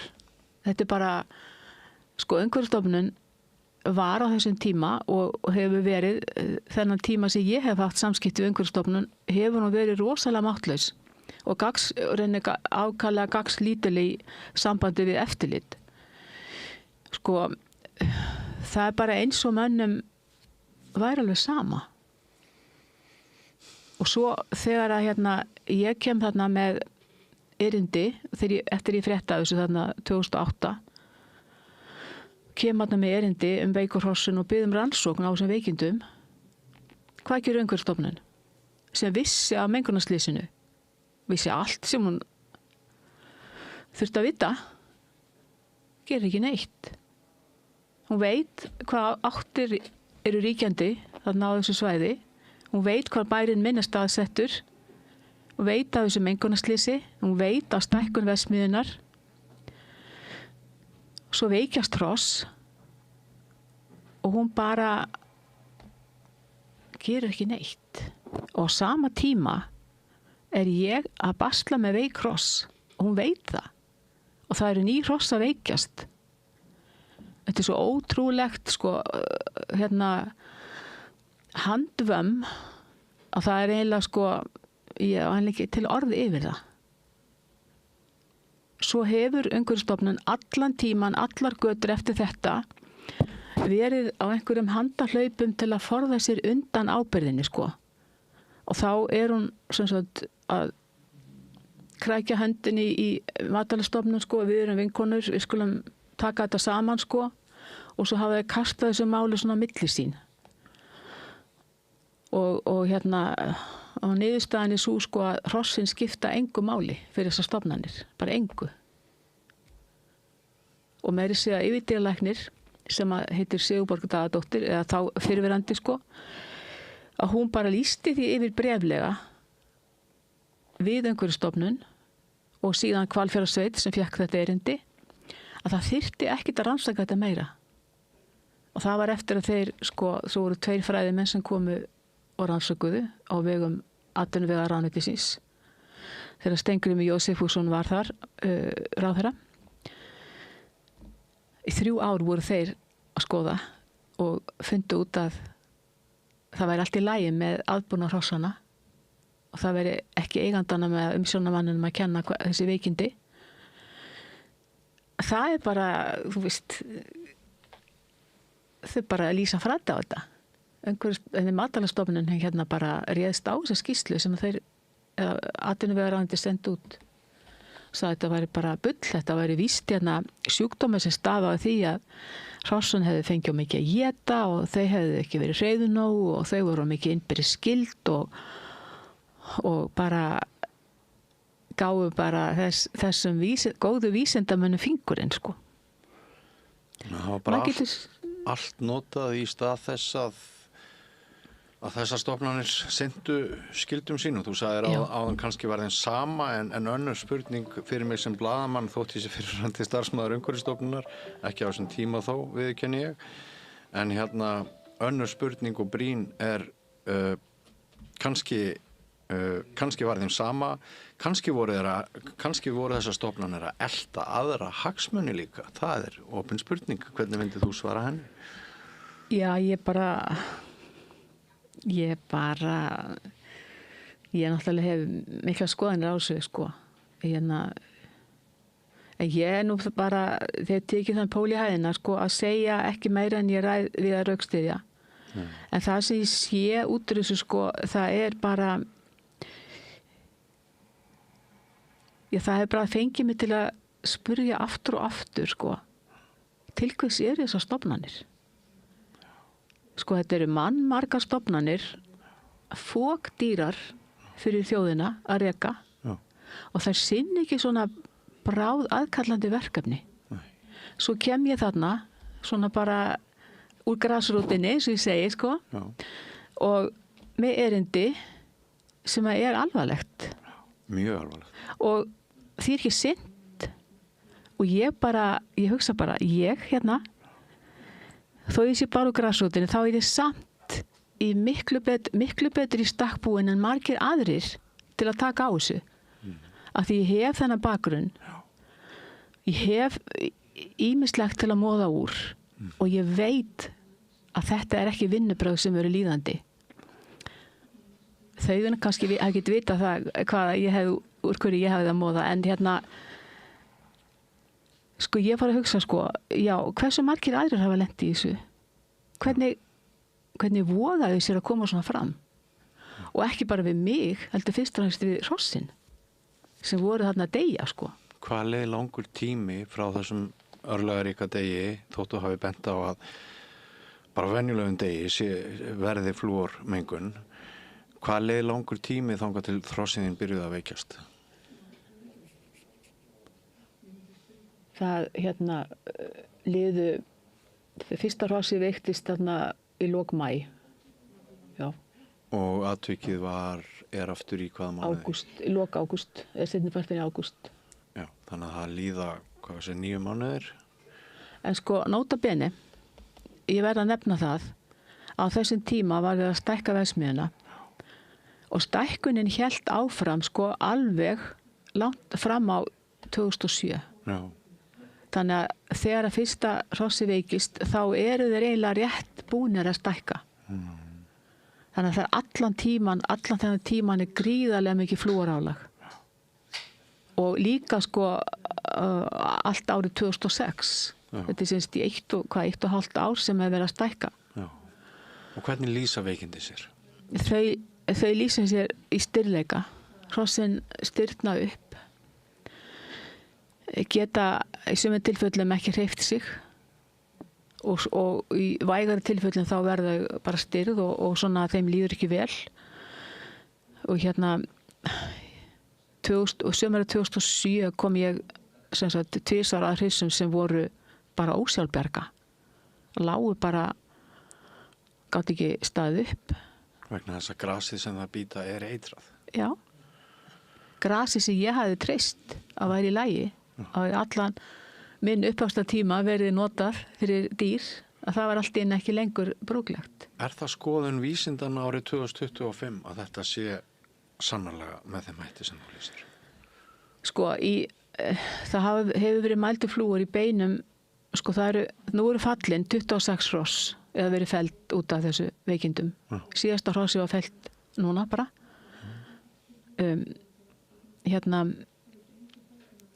Það hefur verið mældu flúor í beinum 23 hrossa, ekki fyrsta hrossinu og ekki þessum 2 síðustu, af því þau eru línlega fellt. En og svo eru til tölur frá ómenguðum svæðum. Suðurland er tiltölulega ómengað þó að það hafi verið eldgos þar. Já. Og Norðurland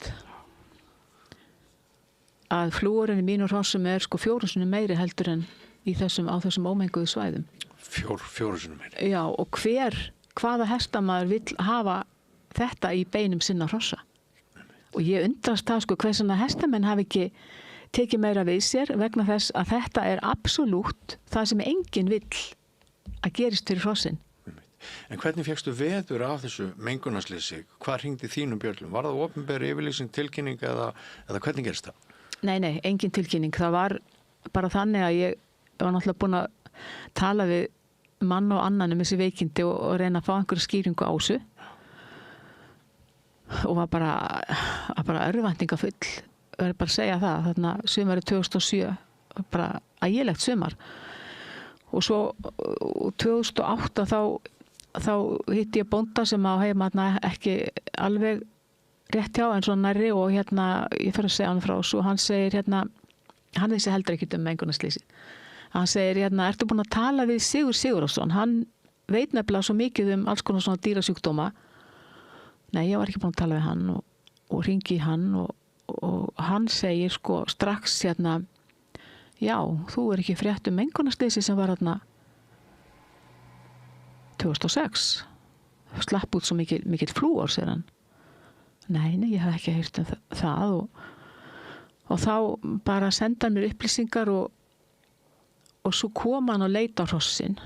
Hvar hafði hann séð þær upplýsingar? Hann var nefnilega, hann var yfirdýralæknir einu sinni og hann hafði komið inn í þessa vöktun eða fylgjast með vöktun á Hvalfirði eftir að Páll Agnar Pálsson veiktist. Já. Að Páll Agnar eiginlega tilnefndi Sigur sem sinn eftirmann í því. Þannig að Sigurður var hann fékk þessar upplýsingar til sín. Sá bara töflu með stökkbreyttum gildum eða hvað? Nei, hann var þessir svokölluðu kynningafundir þegar niðurstöður umhverfisvaktunar eru kynntar eftir hvert ár. hann kemst að því þá sko fyrst á þessum fyrstu árum alveg fram til 2009 þá var íbúum ekki leyft að fara á þessa fundi en sko þessi sem voru að fylgjast með vöktinni, það var svona einhver nefnd, þeir fengu náttúrulega að sjá þetta og þetta hefur sennilega verið hausti 2007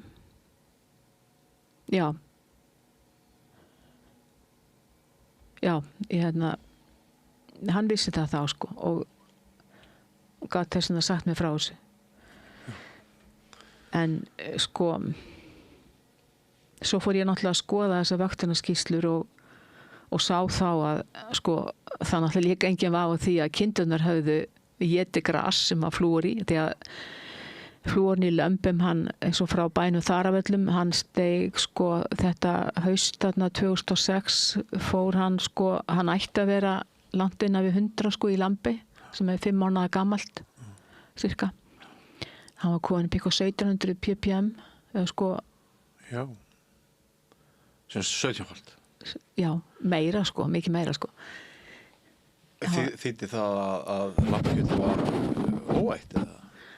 Það hefur enginn kveðið upp með það. Það hefur enginn kveðið upp með það. Það er bara, fer bara á markað sko. Það fer bara til manneldis. Allt þarna kjöt sko. Og ég get ekki sagt, ég meina, ég er ekki að framleiða mat en bændunni verða að stíga fram. Já. Þeir verða að krefjast þess að flúorinn verði fjarlægur. Já. Eins og ég er að gera sko. Mín krafa er svo að flúorinn að minni jörð verði hætt að eitra mína jörð með flúor. Það er bara mín krafa hér og nú og ég mun fylgja henni eftir að meðan ég lifi. Já. Sko því þetta er svo mikill viðbjóður sko. Ég er búin að sjá hrossin veikjast hvert á fætur öðru og þetta er bara eitur sem enginn ræður við. Það er ekki hægt að lækna þau. Þú sagði 22 eða 3 feld. 26 feld nú þegar. Já. Sem þýðir að fleiri hafa veikst eða eitthvað? Nei, ég held að núna eru öll farin sem hafa veikst þau eru næstum öll farin sko. Já. En ég sko bara sem dæmi það hvernig þetta virkar er það öll hross sem hafa verið á útigangi af vetrinum, þau eru farin. Af því að vetrinum er engin flúor vaktaður. Og heldur ekki, hann er ekki mældur neitt. Og meira segja, stendur það eða stóð í eldrastarfsleyfinu að ef að álverið nýti sér ekki þann losunarkvóta sem það hefur yfir þennan helming ársins sem að flúorinn er vaktaður, þá má það sleppa honum út af vetrinum þegar hann er ekki mældur. Og hver ætlar að fylgjast með þessu? Þetta er náttúrulega algjörlega bilað. Það er enginn að fylgjast með þessu. Umhverfisstofnun á nafnu til. Hún skrifar skýrslu sem kannski 1-2 á ári. Og hvað svo? Svo er bara álverið einrátt það sem gerist. Og mér er alveg sama þó er mótmælis og mögli og segir þetta sé ekki satt, þetta er dagsatt. Og þetta er sko, það bara blikkar rauð ljós allstaðar í kringum þetta. Hún er rosaleg þessi bók. Þú skrifar hana eins og skýrslu. Textin er kaldur. Það er ekki mikið um það að þú lýsir tilfinningu þínum, heldur þú skrifar hana bara í samræmi við þína góðu menntun með vísindalegum hætti. Sá kafli sem að sló mig mest, hann er sko viðbrögð eða viðbragðaleysi Umhverfisstofnunar. Ég vil bara viðurkenna það. Það var sá kafli sem sló mig almest. Getur aðeins farið yfir samskiptaleysið, hvernig eitthvað er sagt að kannski verði eitthvað gert og hver niðurstaðan er.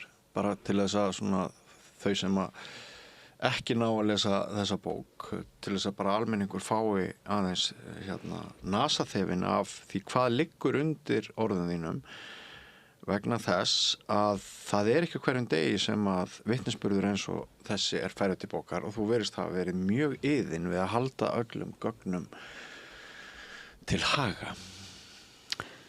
Já, sko ég segi nú í formála að ég sé að skrifa þessa bók til þess að heimildirnar séu til eða skildu geta gagnast einhverjum. Já. Og einhvern tímann í þessu ferli öllu þá hugsa ég með mér það nú kannski gagnlegt að skrifa bók bara svona leiðbenningar hvernig þú getur barist fyrir í umhverfismálum sko. Af því ég hef búin að reyna svo margt. Já. Og þetta í rauninni þannig bók sko, því að því þú segir hún sé köld, ég mátti aldrei sína tilfinningar. Nei. Ég mátti aldrei vera reið. Nei. Og ekki fór ég að gráta. Nei. En sko þráttur það mikla tilfinningar hér og bara eðlilega sko, annars væri ég ekki manneskja. En það sem gerðist þarna með Umhverfisstofnun var ég sendi henni erindi þegar ég frétta af þessu mengunarslýsi. Kristínu Lindu Árnadóttur. Já, Kristínu Lindu Árnadóttur, forstjóra. Núverandi aðstoðarforstjóri Landsvirkjunar. Einmitt. Það tekið erindinu. Sko, fyrst sendi ég Matvælastofnun erindi af því að, sko, ég fannst það einhvern veginn hún ætti frekar að taka á þessu. En þá sendir hún það til Umhverfisstofnunar af því að Umhverfisstofnun, hún veitir starfsleyfið. Umhverfisstofnun tekur við erindinu og svo kemur ekki neitt. Ekki múkk. Og ég var alltaf að hugsa, sko, ég má ekki vera of mikið að þrýsta, ég verð að passa að þau verð ekki leið á mér eða fara ekki að tala með svo einhvern kverulant, sko, sem að lætur þau ekki í friði, þetta svo mikið þannig, sko, hættulegt. Hvar er svona meðalvegurinn, sko, og svo líða þarna einhverju mánuðir og þá fer ég að spyrjast fyrir erindið og jú, það er þarna, sko, við reynum að flýta því og eitthvað svona, svo gerist ekki neitt. Og svo reyni ég nú að fara á fund þarna og það er bara eitthvað að vera að hæla peysunni minni og eitthvað svona, ég hafði prjónað hana sjálf. Og bara, ég veit það ekki, það er bara, þú veist, ég hef stundum haft svona tilfinninguna að því ég er kona, sko, að þá sé maður ekki tekinn eins alvarlega. Það er bara því miður. En svo kemur þetta erindi frá Kristjáni Geirssyni sem er starfsmaður Umhverfisstofnunar. þar sem að hann spyr hvort hann megi koma á bæinn og líta á aðstæður. Ég hélt það nú, bara vertu velkomin og... Það var akkurat það sem þú óskaðir að yrði gert. Einmitt. Já. Ég vildi að yrði, auðvitað vissi að yrði að byrja einhvern veginn, sko. En þannig liði langu tími? Þannig liði næstum ár. Já. Nei, það var liðið ár, sko, alveg ár. Já. Og svo kemur Kristján. Hann er bara komin í kaffi, sko. Hann situr þarna í kaffi með, dóttir mér var hjá mér og við erum þarna mæðgurnar með Kristján Geirsson í kaffi í næri 4 klukktíma. Sem er sviðstjóri á...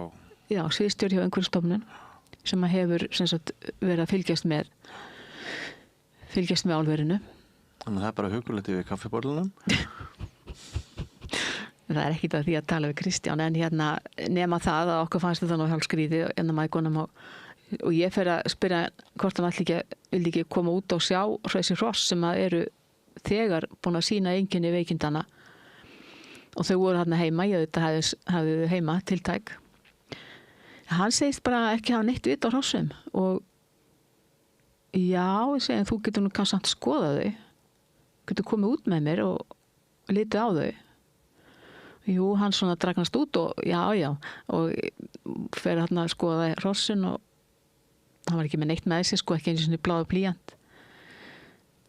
Og svo bara kveðjumst við, hann svona auðmikið hrossin og eitthvað, já, þetta er nú leiðilegt og svo fer hann og svo bara frétti ég ekki neitt. Var þetta eftirlitsverð Umhverfisstofnunar? Já. Engin myndavél? Engin myndavél, ekkert. Bara ekkert. Þarna hefði kannski verið ágætt að systurstofnunin, Matvælastofnunin hefði líka sendt fulltrúa með Umhverfisstofnun ef einhver sérkunnátt á dýrum hefði hjálpað. Já, það hefði náttúrulega átt að hóa í dýrlækni því það var engin dýrlæknir í Umhverfisstofnun þá, sko. En það var bara sagt já, við hefum engan dýrlækni. Svona eins og þá væri systrabandalagið ekki virt, sko. En þarna svo fer hann sem sagt og svo líður tíminn. En hann hafði þarna skömmu eftir þessa heimsókn þá hafði hann haft sambandi við Matvælastofnun. Nánar tiltekið dýrlækni hrossasjúkdóma sem að hét Sigríður Björnsdóttir, hún reyndar hætti í þessu starfi og beðið hann álit á svo lagt fyrir hann nokkra spurningar og hún sem sagt hafði nú ekkert fyrir að svara þessu og hann að ýta á eftir henni eitthvað og svo eitthvað, mann ekki hvort það voru 7-8 mánuðir seinna og þá kemur svar frá henni þar sem hún svarar bara sko þessum spurningum hans og meðal annars þarna spurt sko hvort að hún þekki áhrif sko langtíma flúor álags á hross og svarið var bara nei og ekkert meir. Hún tók sér 8 mánuði til að svara og svarið við lykilspurningunni var nei. Já, mér finnst þetta að vera lykilspurning sko, af því þarna langtíma álag að ræða sko. Þetta eru okkar stofnanir, okkar besta fólk. Já, okkar besta hagsmuna okkar. Okkar besta. Nema að þetta tekur einhverju stofnun upp og notar sem gagn til að segja við ætlum ekki að gera neina rannsókn. Af því að Matvælastofnun segir að þetta líkist ekki neinum einkennum flúoreitrunar, þessi veikindi. Og ég náttúrulega bara 2 árum seinna sko, bara hvað ég að gera. Og það sem ég gerði var að hafa sambandi Matvælastofnun og biðja hana rannsókn. Og það var náttúrulega yfirdýralæknir Halldór Runólfsson sem fékk það bréf. Hann var bara með leiðindi. Hann sagði var bara að gefa í skyn að hrossin hjá mér væru allt og feit og hann hafði aldrei séð eitt einasta hross á bænum. Bara aldrei. Hann hafði samt skoðun á þeim? Hann hafði skoðun á þeim og hann hafði skoðun á því hvernig hrossahaldari ég væri. Og þetta bréfi náttúrulega til. Mín að skrifa 30. maí 2011. 2011 var árina miklu hafnana. Mér var bara hafna alveg. Tvist og bast. Nei, þetta var svakalega, þetta var svakalegu tími. Og sko þó að mesta, þá kom svona veikindahrina fyrst 2007 sko, svo rénaði þetta aðeins. En svo kom það aftur. 2011 var þetta alveg bara á fullu sko í hrossunum. Og þau voru bara sko sum afmyndu, sko, það er eins og efnaskiptin fari úr lagi. Ekki nóg að þau styrnu upp heldur fá þau líka svona á makkan, svona eins og bjú og herðakampin og á lendarnar. Það verða svona furðuleg, sko, í laginu og þetta var bara agalegt, sko. Maður var að sjá hross sem maður hafði verið að rembast við að temja sko og búin að eyða mikill vinnu í hross sem maður hafði keypt fyl í hrissurnar sko, dýrum dómum og einhverjum fínum stóðhestum sko. Það var allt að fara einhvern veginn í þetta far. Við voru öll að verða svona sína einhver sjúkdómseinkenni. Og bara þessi hross eru öll dáin núna. Öll þessi hross. En þetta hafi tekið hana tíma sko, af því þau eins og við sko, það er ekki allir reykingamenn sem fá krabbamein, þau eru bara mismunandi lengi að taka þetta í sig. Já. En það sem að sko mælingarnar sína þegar flúormælingarnar hafi verið gerðar sko, þá sína þær að sko aldur skiptir ekki máli varðandi magn í beinum. Nei. Þannig að þau eru að fá þetta á sama tíma sko. Já. Þetta er ekki þannig að þetta hlaðist upp sko, elstu séu með mest. Það er nú gjarnan þannig að nei, það er þessi yngstu sem eru eins og þeir taki meira einn sko af flúor. En hvert var ég komin? Ég man ekki alveg hvað þú varst stödd því að ég er líka fann að lesa bókina. Þöggun, það er eitt orðið. Já, þöggun, já. Segðu okkur aðeins meira hana. Það er ekki nóg með að líði bara mánuður og jafnvel misseri á milli þess sko í aðstæðan þar sem maður hefði talið að stofnun sem á að gæta almannaheill, hún væri að bregðast eins hratt við og hún gæti mengunarslys er alvarlegt, forgangsmál að reyna að bregðast við því, þú lýsir því hvernig mánuður og misseri líða og stundum eru fyrirheitum að gera eitthvað og það gerist ekki neitt. En þetta þöggunar element, má ég aðeins fá þau til þess að fjalla það. Já. Sko, ég myndi nú segja bara Umhverfisstofnun var hann frum kvöðl í því, sko, að með því að hafna rannsókn, að þá átti bara að vísa þessu frá, sko.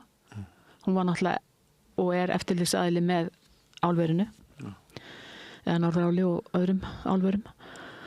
Og sko, svo tekur Matvælastofnun við og það svona dálítið löng saga þar, en sama hátt þá ætlar hún ekki að gera neitt og gefur út skýrslu samt sem hún gerir opinbera og segir bara þarna, bara mér kennt þessi veikindi og ég eiginlega ég held að það hefði verið markmiðið, sko, að taka mig úr umferð, að ég fengi það áfall þá að ég myndi hætta þessu röfli. Smýrkampæn bara. Ég fekk áfall, ég alveg get lofa því að en ekki nóg til þess að ég þegði, sko, ég man að ég hendi skýrslunni upp í hillu og ég bara get ekki komið nálægt þessum pappi, sko. Ég bara get ekki haft þetta í höndunum, sko. Það var svo mikið reiðarslag. Ég hef alltaf reynt að fara vel með hross og bara borið hagferðir fyrir brjósti eins og mögulegt er. Og svo kemur þetta sem skýring á veikindunum. Hvernig Nei, ég óska nú engum þess að fá svona skýrslu í hendur, en þetta var sem staðreynd og málsins og þá, hvað gat ég þá gert? Einhvern tíma sagði ein vinkona mín við mig, maður var alltaf að tala við þá sem í æðstu stöðum. Og hver var þarna yfir þessum stofnunum? Ég allavega yfir Matvælastofnun satt atvinnuvegaráðherra. Þannig ég bara baði viðtal við Steingrím J. Sigfússon. Ég vildi fá rannsókn sem að væri alveg rannsókn. Hjálpaði það ekki til? Jú. Hann tók undir erindið og það var til þess að þarna voru sendið, sko, 2 menn á vettvang og það voru Jakob Kristinsson, eiturefnafræðingur sem var við Háskóla Íslands búinn að vera lengi og Sigurður Sigurðsson dýralæknir sem að þekkir manna mest flúor á Íslandi. Hvað þá sirka langt liðið frá þessum degi, þessum mengunarslysi? Þetta var þegar þeir tóku til starfa, það var í byrjun árs 2013. Þá liðin 7 ár. 67 ár. Já. Og þeir sem sagt bara eru þarna bara oft í heimsókn hjá mér og fylgdust með og tóku sýni og fóru í aðra landshluta og tóku sýni úr hrossum þar og unnu bara vel. Ég bara var rosa ánægð með þá og leta hafa allt sem að ég hafði í höndunum og svo skila þeir, svo vill ráðuneytið fá, sko, skýrslu frá þeim. Og það var áður þeir voru búnir. Þannig að þeir skila svo kallari áfangaskýrslu. Það var vorið 2016 og þegar hún kemur út, ég var náttúrulega rosa spennt að sjá hana, ég var enda búin að sjá, sko, eitthvað hjá þeim, en ég mátti ekki sjá hana. Og ég bara skildi ekki í þessu hvað í gangi. Og ég var þá komið með lögmann sem að kærði það, ég fengi ekki að sjá hana og það var til þess að ég fekk hann að senda. En Matvælastofnun brást hart við og það var þessi Sigríður Björnsdóttir sem að réðist á skýrsluna með kjaft og klóm og bara ætlaði að rífa hana niður. Hún væri bara ekki virði pappisins í henni. Og þeir svöruðu og ráku, held að vera 40 athugasemdir sem hún gerði og þeir ráku 38 tilbaka af þessum 40 og sagði bara, já, við getum fallist á það að við hefum getað útskýrt þetta betur og þetta betur, en það sem Matvælastofnun og Umhverfisstofnun hafa verið að gera, sagði þeir, það lítum við á sem tilraun til þöggunar. Það má líta á það sem tilraun til þöggunar. Þetta eru opinberar stofnanir, sko. Reknar að almanna því. og ég bara tek undir þetta og ég segi líka sko að nærsamfélagið, þó ég hef aldrei farið í neitt en að tekið upp neina svona eiginlega samræði við það af því að ég veit að allir vita þetta. Það þarf ekki að vera að útskýra það fyrir fólki að það ekki eðlilegt að það sé að veikjast tross á einu bæ í stórum stíl og ef þetta hefði verið í sveitinni í gamla daga þá hefði náttúrulega allir komið og var að athuga þetta sko, hvað í gangi. En þarna bara eins og menn sé bara með stórt límband svona utan höfuð sko, þetta bara segir ekki neitt. Jú, nema ein hérna æskuvinkona mín sem ég gat nú eiginlega, ef hann aldrei getað fyrirgefið sko, hún sagði, Raka, þú eru bara að vera jákvæð. Jákvæð? Já, mitt. Já, maður þarf ekki að vera jákvæð, en maður getur líka bara að skrifa bók, eins og þú hefur gert, og fært söguna til bókar. Einmitt. Þetta mjög sláandi. Þetta mjög sláandi. Ég las bókina, mér varst bókin sláandi. Það að hitta þig og ræða þig aulit til aulitis þetta eiginlega enn meira sláandi. Sko, það verður ekki litið undan þeirri hugmynd sem læðist að manni að það séu svo miklir atvinnuhagsmunir í huga, svo miklir peningar í húfi. Þetta eru mannmargir vinnustaðir. Það verður ekki maður getur ekki annað en velti fyrir sér eins og maður alltaf að heyra gagnrýni á frá alls konar fólki, Laxeldinu og út allt að þessar stofnanir ríkisins sem eiga að verja litla manni, náttúruna, almenning og hagsmuni þína og mína að þetta sé einhvern veginn sokkið meir og minna störfin og viðhorfin á klafa atvinnulífsins, oft mengandi starfsemi, litið framhjá brotum sem framin eru, stundum sæta þessi fyrirtæki lax og þau hefja framkvæmdir sem eru ólöglegar en á grunni þess að framkvæmdirnar eru hafnar, þá leyfa íslenskar stofnanir að þær haldi áfram því að það væri svo íþyngjandi að það væri stoppaðar. Við erum endalaust að heyra þessar sögur og þetta hefur ekkert með pólitík að gera. Þetta hefur ekkert með það að gera hvort maður til vinstri eða hægri.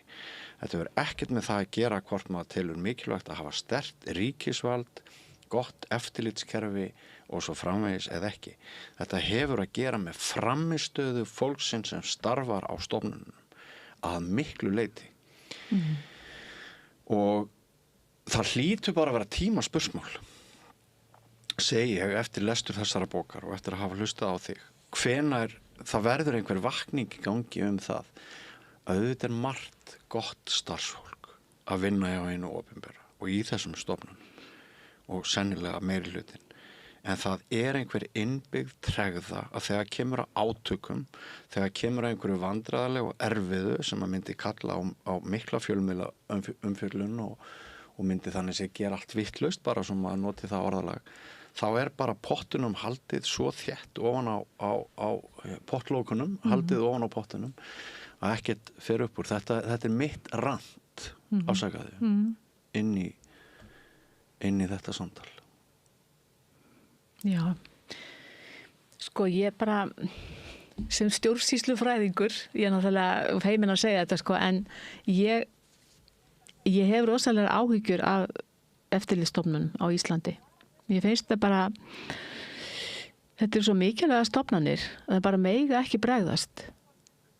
Sko, en mér dettur svo oft í hug Á sama tíma ertu búin að skrifa bók hvernig það bregðast. Já, einmitt. Og þess vegna, sko, enn fremur get ég sagt, þetta má ekki halda svona áfram. Nei. Þetta verður að stokka þarna upp og taka stjórnsýsluna í gegn af því að sko, við getum ekkit sem siðmenntuð þjóð, við getum ekkit verið þekkt fyrir svona vinnubrögð. Þetta svo fáránlegt. Við erum ekki að vinna landi og þjóð gagn með svona vinnubrögðum. Þetta verið að vinna á móti fólkinu. Unnið gegn almannahagsmunum. Við eigum þessar stofnanir. Sérhagsmunir. Og rödd og grasrótinni segir bara hingað ekki lengra. Já. Þetta bara nóg af þessari vitleysu sko. Já. Og svo bara sér maður það, eins og ég var nú að segja frá Kristjáni Geirssyni áðan, hann var svo látin fara úr umhverfisstofnun þegar ég fór að herja á og reka mín erindi þar, bara hvarf hann og svo kom hann aftur. Ég sá þá á starfsmannlistaðum daginn og hvað var þeim Kristínu Lindu, Árnadóttur, sem fór svona illa með hrossin mín? Hvað var þeim hana? Hún dubbuð upp og gerða aðstoða fórstjóra Landsvirkjunar, sem eitt bara stærsta embætti landsins. Hvað á þetta þýða? Stóðum sér svona vel í umhverfisstofnun? Nei, hún gerði það ekki. Og mér alveg sama þó hún kæri mig fyrir þessu orð, ég bara segi, hún átti þetta embætti ekki skilið. Ég bara mjög svekkt yfir því hvernig vinnubröðin eru og þarna auðvitað pólitíkin að spila inn í. Hún bara, henni og mörgum öðrum bara haldið uppi af því þau eru fulltrúa fyrir einhverjar ákveðnar skoðanir eða stefnur í pólitík. Sko, það meira samfélagspólitík frekar en flokkapólitík? Nei, ég held að sé flokkapólitík. Hvar hún, Kristín Linda? Ég veit það ekki sko, ég veit það ekki, en ég veit hvaða flokkar það voru sem vildu fá álverðin í Hvalfjörð. Ég veit það og ég Og hafi litið á þetta sem einhvers konar persónulega hneisu. Ég náttúrulega segi það, þetta er skjali sem menn fór á stað með til útlanda til að selja útdýra íslenska orku. Og þetta er skjalið sem var eitt. Því var eitt? Já, því var eitt. Mér var bara sagt að það veri eitt eintak eftir í Seðlabankanum. Ég veit ekki það sko, en ég var allavega eintak eða sem ég hef bara prentað út og get látið fólk hafa eða vill sendi vegna þess að þetta er mjög athyglisvert skjal. Þarna er verið að auglýsa ýmis gæði á Íslandi fyrir erlenda aðila ef þeir vilji bara koma og kaupa mikla orku á Íslandi, starfa á Íslandi og þeim eru sko, það er sagt hérna að þeir sem að koma að það verði minimum of red tape í umhverfismálum. Sem sagt, þið getið hafa ykkur þessu svín, bara gjörðu þessu alveg komið. Eins og þú reyndir á eigin skinni. Já, ég reyndi og ég hef náttúrulega átt samskipti við Norðurál. Við hefum ekki verið að rífast eitt eða neitt, ég bara segi bara við Gunnar Guðlaugsson, sko, þetta kemur frá ykkur, þið berið ábyrgð á þessu og hann segir, við erum að gera allt rétt. Og það að vísuleyti satt, en það sem þarf að gera auðvitað að taka upp starfsleyfið og breyta því þannig að þið geti ekki menga svona mikið og eftirlitið verði aukið og síðast en ekki síst að þeir hafi ekki eftirlit með sjálfan sér. Og ég vil fá erlenda aðila í þetta eftirlit vegna þess að ég treysti ekki í íslenskum stofnunum lengur, eftirlitsstofnunum. Þær bara hafa ekki staðið sig og ef að þetta á að vera sama fólki þarna áfram, sko, þá hefur það lært vinnubrögð sem við getum ekki samþykkt. Í svona eftirliti, þetta er graf alvarlegt eftirlit, sko, þetta er svo mikið eitur sem að kemur þarna frá eins og álveri. Flúor er gríðalegt eitur og það er eitthvað mesta eitur sem að til og við erum bara að fá þetta yfir okkur svo degi til dags. Vitum aldrei hvað kemur mikið, það kemur kannski bara upplýsingar um það árið eftir og þá í meðaltölum. Við veitum ekki hvernig mengunarþoppunni líta út.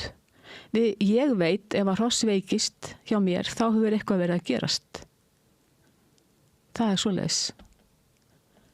Og núna, að vera bóndi á þessu svæði, sko, þýðir það að ég verði að hafa hrossin inni á hverju einustu nóttu allt árið. Og takmarka það hvað við komast í að grasi. Og sko, ég hef nú rætt þetta við mitt sveitafélag, Hvalfjarðarsveit, sveitastjórnina og sko, ég segi ætlið að standa með mér í því að losna við flúorinn. Ætlið að standa með sveitunga ykkar og öðrum sveitungum því þetta lendur nú ekki bara hjá mér. Og ég hef líka talað við Kjósverja og þeir hafa tekið erindinu vel og ég held áfram að tala við fleiri og ég stilla þessu spurningu upp, sko. Finnst ykkur þetta ásættanlegt? Vil ég hafa þetta svona? Er þetta umhverfið sem að þið vilji bjóða framtíðinni? Þið bara svara þessu. Þú skilur okkur Ragnheiður Jóna Þorgrímsdóttir eftir með einmitt svo sannarlega margar spurningar og Ég þakka þér kærlega fyrir að hafa sagt brot af þinni sögu. Það eru 2 klukkustundir síðan við settumst hérna niður við þetta borð og ég vil ekki hvorki leggja meira á þig, sjálfa mig, né áhorfendur og hlustendur. En ef þið viljið vita meira, þá hér bókin Barast fyrir veik hross. Það sem ég mun núna falast eftir eru hvort þetta viðtal við þig getur nýst sem tæki til þess að ná aðgangi að þeim sem að þú gagnrýnir í þessari bók og kannski getum við vænst þess eða vonast til þess að fá einhver svör frá þeim sem að þú ert að gagnrýna. Það nú eitt af því sem hefur breyst að kerfisfólkið okkar komið inn í einhvern bunker. Það hérna talsmenn stofnana sem áður fyrr það var einhver svona sátt það að forstjórinn yrði bara að tala. Það hérna uppi álitamál sem að þarf að bregðast við. Nú þeir meira og meira skriðnir inn í sína hella, þessir forstöðumenn. Það verður alltaf erfiðara fyrir mig sem blaðamann að fá fólk að borðinu. En það stórmunur á því hvort almenningur eigi rétt á viðtölum við þennan hóp eftir í hvort umræðir opinbera starfsmenn eða ekki. Ef við greiðum þeim laun, ef þeir eru að fara með almannahagsmuni fyrir okkar hönd, þá höfum við líka rétt á að fá upplýsingar frá þeim. Þannig að það ótrúmargt og þú ræddir þöggunina og margt fleira. Ég kann þér kæra þakkir fyrir baráttuþrekið, hugrekkið og einurðina. Þú veit hvað 75 ára gömul orðin. Já. Já, maður sér það Nefnilega. ekki. Maður sér það ekki á þér og við verðum að ljúka þessu núna, þessu helgispjalli svokölluðu. En hvernig líður þér að hafa fengið að ríða þig hérna? Bara ágætlega. Ég bara þakka fyrir að fá kominga og segja frá þessu því það veitir ekki af. Ég veit að margir hafa fylgst með og segja mér það það þurfa fleiri að stíga fram. Já. Það þarf að heyrast í fólki. Bara reyna bara taka hagsmunina, íta þeim aðeins til hliða og ég er að tala kannski sérstaklega til bænda að gleyma því ekki að besta vörnin sókn, að sækja fram og krefjast þess að hafa hreint land til að framleiða sína vörur á. Ekki að sætta sig við mengunina af eintómum héraskap. Þegar ég var að klára BA-námið mitt í félagsfræði í Den, þá skrifaði ég ritgerð bændur og það var nú af því að mér hefði ofboðið svo oft hvað var talað niður til bænda. En mín niðurstaða var svo að það vantaði svo mikið stéttarvitund í þá. Já. Og ég fór að vitna í Karl Marx. Hann sagði ykkur riti sínu hann var nú ekki ánægður með bændur því hann sagði bændur eru eins og kartöflur í poka. Þeir eru þétt saman og meðan að pókin lokaður en svo þegar pókin opnað þá fara þeir sitt ykkur áttina. Ég bara vil byrja bændur að efla ykkur standiði með ykkur sjálfum. Burt með flúorinn. Við eigum ekki að samþykja þetta. Bara tákum höndin saman. Standiði bara með ykkur sjálfum og dýrunum ykkar. Já, einmitt. Kæra þakkir, Ragnheiður Jóna. Takk. Og þakki til ykkar, hlustendur og áhorfendur að hafa fylgst með okkur. Við verðum hér aftur með helgispjall að lokinni viku. Verið sæl. Segðu það á Samstöðinni.